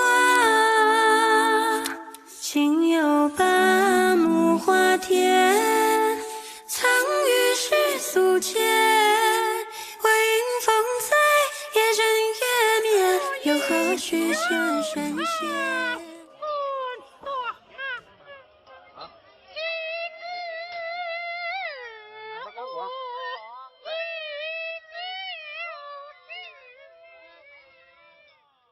哎，你怎么过来了？我瞧着要下雨，我来接你。哎，书房有伞，你不必特意跑这一趟的。而且今日风大，年纪越大越啰嗦。哎，我听丫鬟说你去盘账了，盘完了？盘完了。你不是月末才盘账吗？怎的今日突然想去盘账了？可是下面有人欺瞒于你？没有啊，都好着呢。那你怎么……我今日将花颜醉和咱们府上的账目又仔仔细细盘了一遍。花颜醉这么多年，总共开了5家店面。曲夫人是个有才之人，帮着我赚了不少银钱。这么些年的分红，刨除我花费用掉的，总共还有78万两。倘若宁夏镇的战事一直不停，粮草钱我还是有的。我怎么能用你的嫁妆银子？咱俩成婚这么多年，你怎么还问我说什么你的我的？难道我对你来说就是个外人吗？那也可以直接用侯府的。侯府收上来的银钱，处处都有花销，节省不得的。这是公爵之家的体面。而且呀，我的这间铺子能挣那么多钱，也是意外之喜。花掉就花掉了嘛，更何况还是用来养兵呢。不，阿妹。哎呀，谁家的小狗呀？怎么那么可怜啊？我好心疼，好心疼呀！你说谁是狗呢？你自己和我说的，又哭又笑，黄狗尿尿，你忘记啦？哎呦，多少年过去了，你怎么还记得呢？你可真记仇。想什么呢？你长白头发了。啊？我怎么可能长白头发？你看错了吧？你自己瞧，我眼睛可好了，怎么可能看错呢？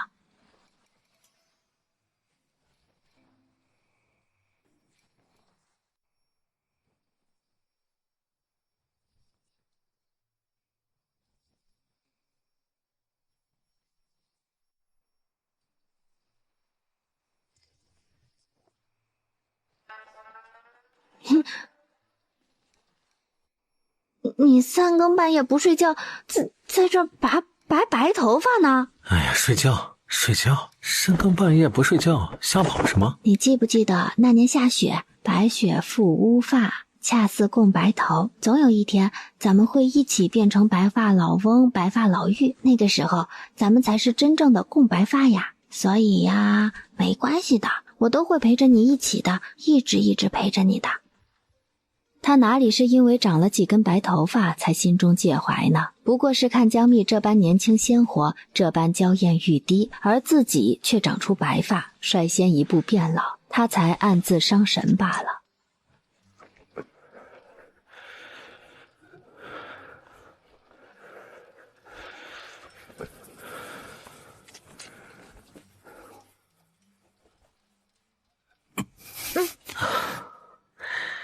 乖乖，我老了吗？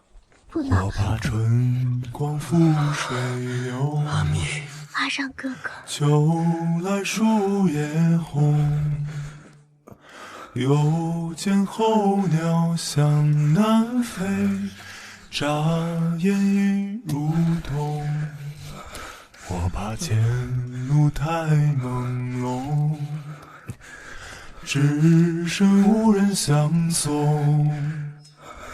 人海茫茫的我和你，何处能相逢？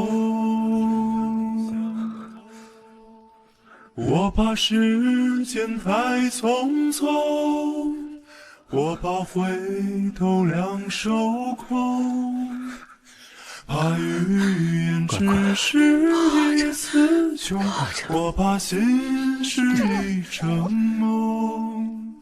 我怕柔情你不懂，我怕有始却无终，怕容颜终究会变老，我怕青春在霓虹中，我怕时间太匆匆，我怕回头两手空，怕语言只是一词穷，我怕心是一场梦，我怕柔情你不懂，我怕有始却无终，怕容颜终究会变老，我怕青春在霓虹中。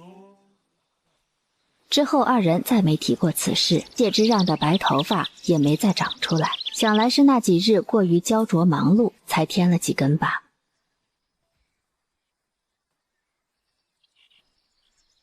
谢之让将那些个站着说话不腰疼的官员关在诏狱里，关了整整半个月。他倒也不虐待他们，只是叫底下的人每日赶着他们在诏狱里跑圈，3日才放几粒米给他们，便是凉水每日也是限量的。谢之让还叫人挖了泥土草根扔在狱中。起初那些官员还有力气大肆力骂谢之让奸佞小人、乱臣贼子、狼心狗肺，更是对墙角那些草根嗤之以鼻，不屑一顾。可是没过几日，他们便哭着喊着叫谢太师饶命，更是在休息时抢着将那噎人辣嘴的东西一个劲儿地往口中塞。人命面前，倒也是没什么有辱斯文的。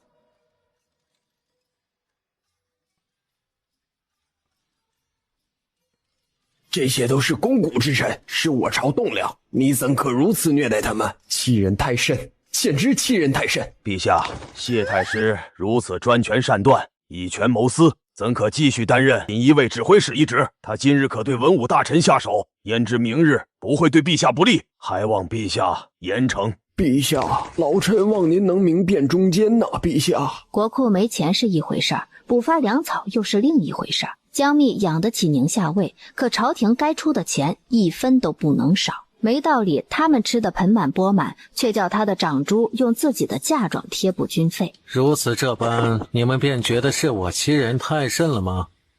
天干物燥，小心。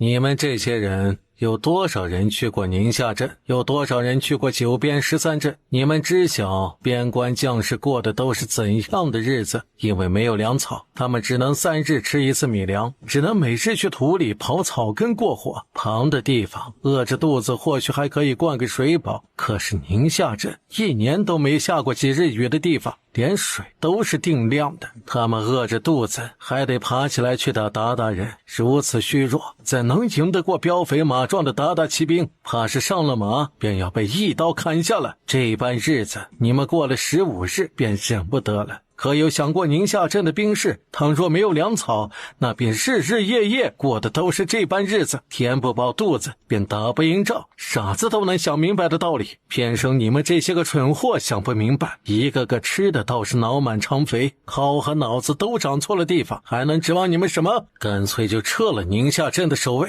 叫鞑靼人一路南下，攻入京城好了。太师言语虽有过激之处，但其所说并非毫无道理。兵士们只有吃饱了肚子，才有力气抵御外敌。微臣恳请陛下为宁夏镇将士补发粮草。微臣附议。陈党见大势已去，索性全了面子，亦是附议。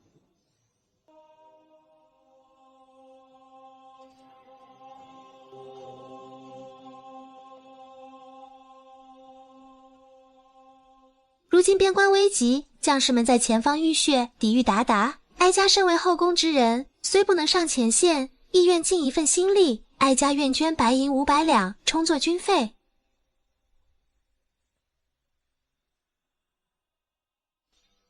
孟元霜这没心没窍的贱婢，竟敢在哀家面前装贤良，分明是故意踩哀家的脸面，好得很。传哀家懿旨，捐银1000两，充作宁夏卫军费。哀家倒要看看这后宫到底谁说了算。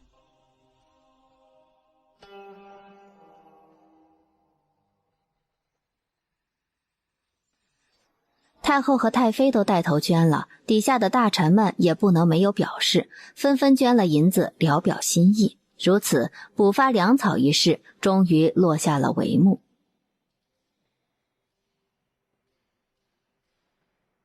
随着宁安侯和补发的粮草相继抵达战场，宁夏卫众将士一扫低迷士气。在宁安侯用兵如神的指挥之下，宁夏卫顺利夺回2城。然随着天气愈发寒冷，宁夏卫士兵体力减弱，鞑靼骑兵一鼓作气，接连发起进攻。宁夏卫在鞑靼人的强势进攻下溃败，2胜2负，战报传回京城，引得众人议论纷纷。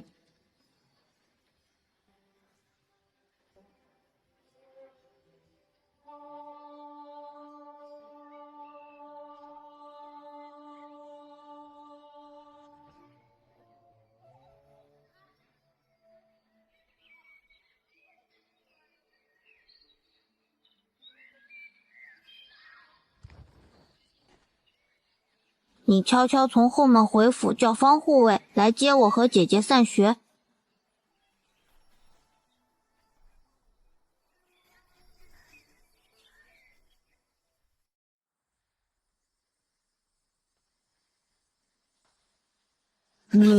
谢灵是小狗，谢灵是小狗，谢家大骨吃骨头，一见肉包汪汪叫，4腿一撒往上跑，却见肉包不见了，乱棍打死谢家狗，跪地求饶，嗷嗷叫，嗷嗷叫。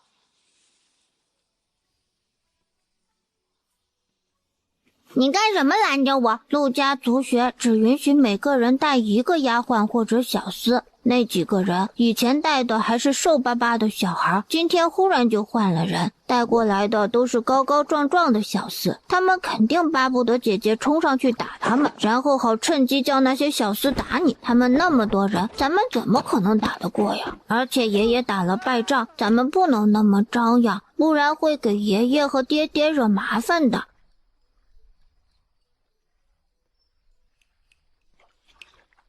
谢灵、谢学，你俩跑什么？完了完了，被阿娘逮到了，阿娘还连名带姓的叫他们了。今日干什么去啦？没干什么。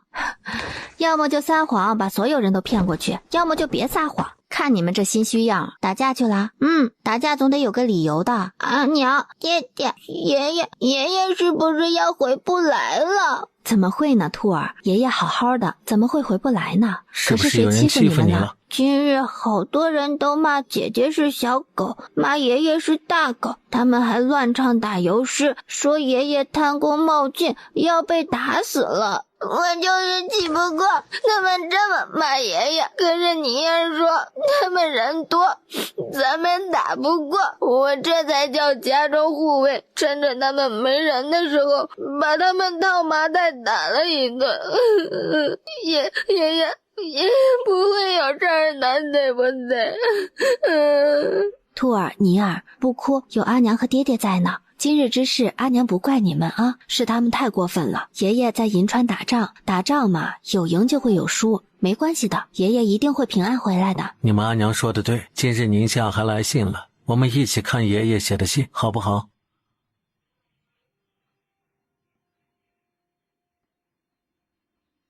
那些个被打的公子哥如何不知道是谢家那2个小崽子搞的鬼？可他们隐姓埋名的过来将他们打一顿，他们也没证据就说是谢家人干的，故而一个个的咬碎一口银牙，见天的在家骂人泄愤。居然敢打我儿子！我呸！输了2场仗，还有什么可嚣张的？便该和那昭勇将军一样，把这总兵之位给让出来。天杀的狗崽子，下这么重的手，爹不教，娘不养，果真是和畜生一般。吴理是妄议朝纲，便跟着本官去赵狱走一趟吧。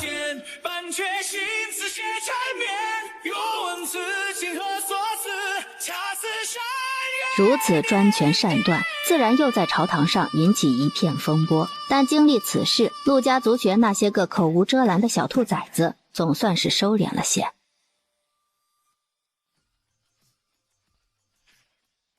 外间风雨飘摇，宁安侯府在谢之让丰满羽翼的庇护下，尚且还有几分安宁。但冷风到底是吹进了谢家的大门。少夫人，孔家来退亲了。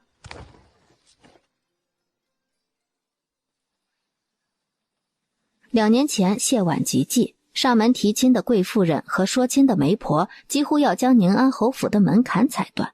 但女儿家的亲事是头等重要的大事，江蜜想着到底是他们自己过日子，便也叫谢婉跟着相看一番。门当户对，家风清正，后宅关系简单，这一来二去，便挑上了衍圣公府2房的独孙孔向松。衍圣公乃是孔圣人嫡子嫡孙世袭的爵位，这孔家2房虽无法继承爵位，但胜在是一脉单传。若谢婉嫁与孔向松，那便既无小姑又无妯娌，能够省去许多麻烦事儿。就是这般精挑细选出来的人家，竟就这般突然上门退亲来了。来的是官媒还是那孔家夫人？回少夫人，上门来退亲的是官媒，她拿着婉姐的庚帖和玉佩，想将孔家公子的庚帖和玉佩换回去。这个档口上门来退亲，恐怕是孔家害怕宁安侯接连败仗会牵连到自己家罢了。想结亲便结亲，想退亲便退亲，而且还是叫媒人来退亲。当家夫人连谢家的门都不肯登，让那媒人给孔家传话过去，若是亲事上有什么变动，便叫那孔家的2夫人、2少夫人亲自上门来与我谈，否则别怪我不给他孔家面子。当初孔谢2家定亲，江蜜和谢之让想让谢婉多留几年，便说等谢婉20岁再嫁。但孔家念及衍圣公年纪大了，生怕他有什么不好，便想叫2人早些成亲。一番商议，2家决定等谢婉18岁，2人便成亲。今年谢婉已经17，明年开春便要嫁人，却是不想听见孔家来退亲的消息。这是孔向松去江南游学时带回来的。荣花即是荣华，簪子即是正妻，这是他送他的定情之物，不是他的东西，他不要。阿婉，婶婶，想必你也知道今日孔家来退亲一事了。婶婶，我都知晓的。对不起啊，阿婉，这孔家落井下石，想来家风也不如传言说的那般清正端庄，是婶婶没有挑好。一家人哪里需要说这些的，分明是孔家的错。此事你心里怎么想？祖父如今退守红山堡，若再败一战，那些不怀好意之辈绝对会因此咬上咱们谢家。孔家不想沾染麻烦，想同咱们家划清界限，我都能理解的。可他们今日不该这般折辱我，折辱谢家。亲事可以退，但不该是由孔家来退。咱们谢家的脸面容不得旁人撕下来扔在地上踩。好阿婉，是他孔家有眼不识珠，没福气的很。我哪里就有婶婶说的那么好？当然有，我家阿婉便是这世上最好最好的姑娘。她的阿婉真的是一个顶好顶好的姑娘。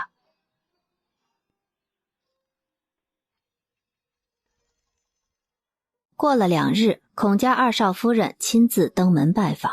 这孔家二少夫人乃孔向松的生身母亲，虽与江蜜同辈，但却比他大了将近1轮。前些日子我家请了官媒上门，想必谢夫人您是知晓我今日来所谓何事。都说结亲是结两性之好，如今这般，即便是强求，终也是相看成仇的，倒不如痛快些。这好好的亲事，怎就突然要结仇了？不若二少夫人与我好好分说分说。谢家如今自己都难保，难道就不能有眼色些吗？就非得连累他孔家才肯罢休吗？我今日前来是想为我家松哥儿和你家谢姑娘退亲，想将2人庚帖信物尽数交换回来。这好好的，怎么就要退亲了呢？世家大族之间有些事情本就点到为止即可，他怎就这般咄咄逼人，分毫不让？你孔家必良妇言，在我谢家鼎盛之时曲意逢迎，于低迷之际落井下石。你知晓自己所作所为厚颜无耻，偏偏还只叫媒人登门来退亲，意图羞辱我谢家姑娘，说什么昆玉秋霜冰魂血魄，尽数都是些邪奸谄笑趋炎附势的小人。你想叫我谢家忍气吞声，全了你孔家读书人的面子，也得看我谢家同不同意才是。我孔家如何，还由不得你这佞臣之妻来评说。谢夫人伶牙俐齿，想来教出来的姑娘也是个嘴巴厉害的。女子当淑贞贤德，这般厉害的女子，我孔家也是无福消受的。还请谢夫人将小儿庚帖还回来吧，你家的姑娘我家娶不起。孔家不是要退亲吗？正好我谢家也有此意，二少夫人便在这退婚契书上签字吧，签了字按了手印，我也好拿去官府登记。那退婚契书上面竟然写着孔家无德，家风不正，谢家不屑与如以富山攀高结贵的小人为伍，故提出退亲。无耻无耻，这什么老十字破契书，我一个字都不会签的。若是签了，便是和外人说此事是孔家的错，他家松格日后在这京城还有什么脸面？你若不签，那便耗着吧，左右我家婉姐是等得起的，就是不知道令郎等不等得了。他顾忌自家儿子的名声，可有想过他家婉姐的声誉？他孔家倘若亲自登门来，将姿态放低些，倒也不是不能好好商量。趋利避害乃人之本性，纵然他们这么做凉薄了些，可江蜜也能理解，但他们不该只顾念自己的面子，而将他谢家的脸面踩到地上去。被退了亲的姑娘，无论是谁的过错，总会招惹人说闲话，日后谢婉在这京城还有什么脸面，还有什么名声？就算全世界离开你，还有一个我来陪，怎么忍心让你受尽冷风吹？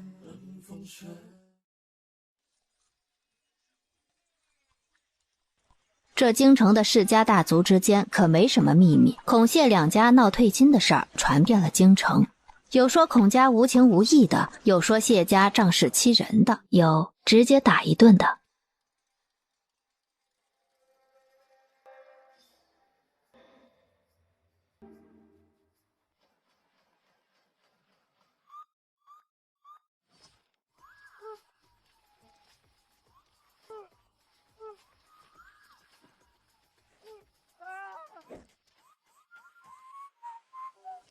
这谢家简直是欺人太甚，欺人太甚！松哥，你可有看清是谁动的手？瑞王殿下，瑞王殿下同陛下惯来亲近，与你素来无冤无仇，怎么可能？这可是陛下的。住口！这门亲事，当初我便说过不要去沾惹，可你们偏偏不听我的话，非要让松哥娶那谢家女。你们这般贸贸然上门去，岂非是将谢家往仇人那头推？哪有你们这般做事的道理？休说宁安侯尚未拜账，便是他败了，那也是你们当初自己的决定，岂能因此而苛待心腹，还这般扯辱人家？我孔家的脸都叫你们给丢尽了。祖父息怒，此事是孙儿管教不力，叫他做出这等。你莫要什么事情都推到你媳妇儿头上去。你身为松格尔的父亲，难道心中就没有半分想要退亲的念头？你儿子还在这里，我便不多说你什么，是你自己心里好好想象清楚。松格尔，此事你是个什么想法？曾祖父，我不想退亲。那谢太师是个睚眦必报的性子，咱们孔家先前这般欺侮他侄女儿，你还想娶她，怕是不能够了。是啊，松格尔，那谢氏是养在太师夫人膝下的。我那日上门去退亲，他那咄咄逼人的嘴脸，咱们家倘若娶这样一个厉害的媳妇儿进来，焉能有安生日子过呀？既然父亲、母亲、曾祖已决定要我退亲，还问我的意见作甚？怎么和长辈说话的？即便日后宁安侯未能守住红山浦，成为我朝罪人，你也不后悔？是。你若执意要娶谢氏为妻，那你便自己去试一试吧。倘若你能叫谢太师和太师夫人松口，我和你父亲母亲绝不阻拦你。索儿，多谢曾祖父。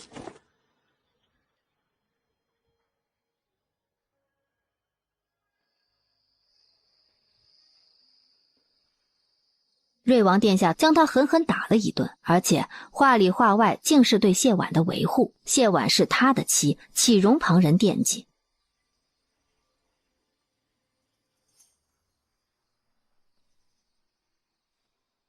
孔向松向宁安侯府递了帖子，请求见谢婉一面。起初江密和谢之让都不允许，但孔向松锲而不舍。江密问过谢婉的意思，便松了口。二人约在侯府的小花园处见面。婉儿，我总算见到你的面了。先前我给你叔叔婶婶递帖子，他们却不许我来见你。你不知晓我心中有多焦急，多思念你。果然是个伶牙俐齿、油嘴滑舌的狗东西，居然还想挑拨离间。婉儿，婉儿，女儿家的闺名也是你个狗东西能叫的。看什么呢？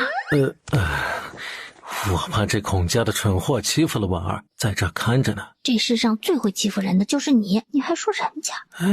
我哪里欺负过你啊？到底是孩子们自己的事情，你在这里听着算个什么事儿啊？回去吧，这四处都有护卫看着，那孔家的不敢乱来。而且夫君，你要相信婉姐呀。前些天我在街上走着，见到这只簪子，想着你戴上一定是好看极了的。是一只金花珊瑚宝簪，十足华贵，十足漂亮。可却不是谢婉喜欢的式样。多谢孔小公子挂怀，但你我二人的婚事作罢，这份心意和这份礼，我便都不收了。退婚不是我的想法，是我父母的意思，我是真心喜欢你的。父母之命，媒妁之言，令尊令堂既然不满意这门婚事，退婚也是应当的，不必强求。婉儿，你别担心，我已经和父亲母亲说好了，曾祖父也答应我了，他们不会退亲的，我们还和以前一样，好不好？等明年开春，我便来娶你。不好，我也不会嫁给你的。你孔家如今不愿意再退亲，但我谢家却是不愿意再同你们结亲了，这门婚事就此作罢。我父亲母亲都同意了，你为何要退亲？我不同意。孔公子，我言尽于此。谢婉，你是不是和瑞王殿下好上了，而后便不要我了？你在胡沁什么？是不是因为我出身不如瑞王，所以你便要同我退婚？我以前怎么没发现你是这般？我不知道你在发什么疯，但我同瑞王殿下绝不是你想的那般。孔向松，你说你没发现我是你口中的那种人，我也没想到你会是这般龌龊之人。我龌龊？你凭什么说我龌龊？我对你那么好，若不是你同瑞王有了首尾，你为何要与我退亲？你看到我脸上的伤了吗？就是瑞王打的。倘若你和瑞王清清白白，他又为何要来打我一顿？瑞王打他了？怎么可能？瑞王的事情我不清楚，我同瑞王之间有如姐弟，绝无你说的那般龌龊。至于你说你待我好极，我不评价什么，只想说一句，你送的非是我喜欢的，婚约不在了，但脸面还在，还请孔公子莫要再纠缠。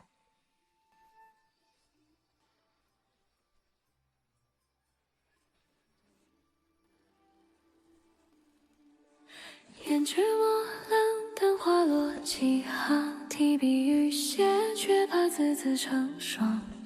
你说江南春来早，我独守关外雪满孤山。管好你的嘴，只要外面有我家婉姐一丁点不好的传言，我便把你的舌头割下来喂狗。滚！哼！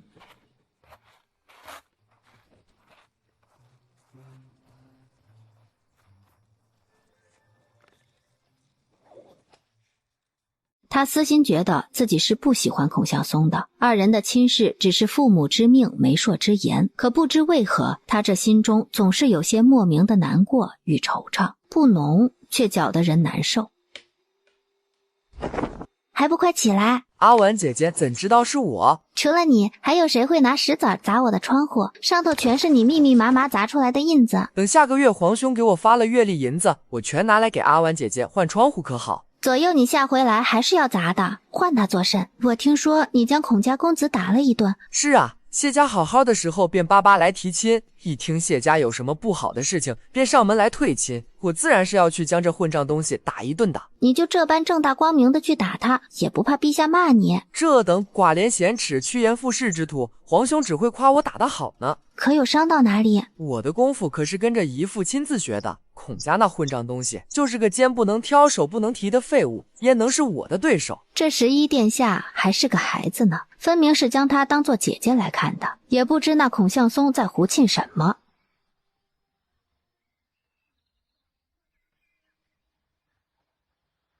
魏明，瑞王走了没？还在婉姐那边。从现在的形势来看，皇帝分明有意将皇位传给瑞王，待日后瑞王即位，若是谢婉无益于瑞王，倒也还好些。倘若谢婉一颗心系在瑞王身上，届时他该怎么办呢？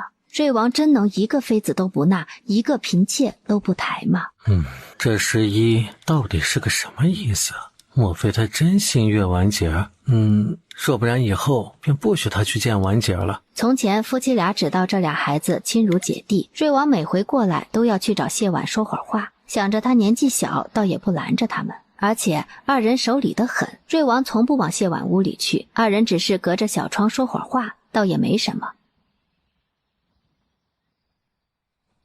不妥，本来两人可能没什么呢，咱们这一下激得他们逆反就不好了。哎呀，那该如何是好？婉儿此刻被那负心汉欺负了，心中怕是难过呢。万一那臭小子趁虚而入，若不然你给小11留多多的课业，这般他就没空来见婉姐儿了。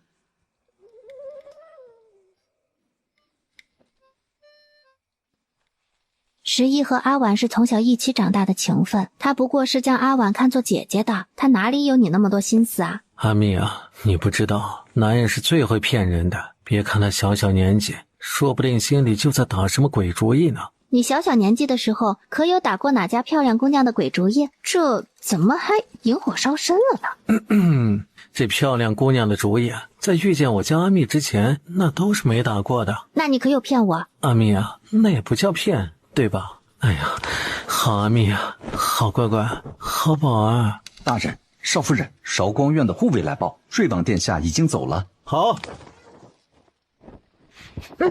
你干什么呀？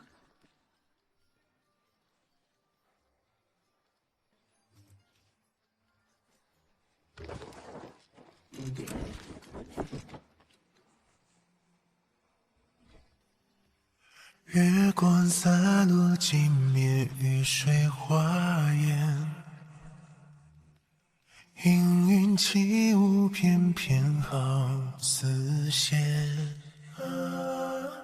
回忆的染化作往日千言，何时再见君一面？孑然一身独饮花中酒，今生朝思独饮天上月。怕似作画之人提笔落，思索着与谁说？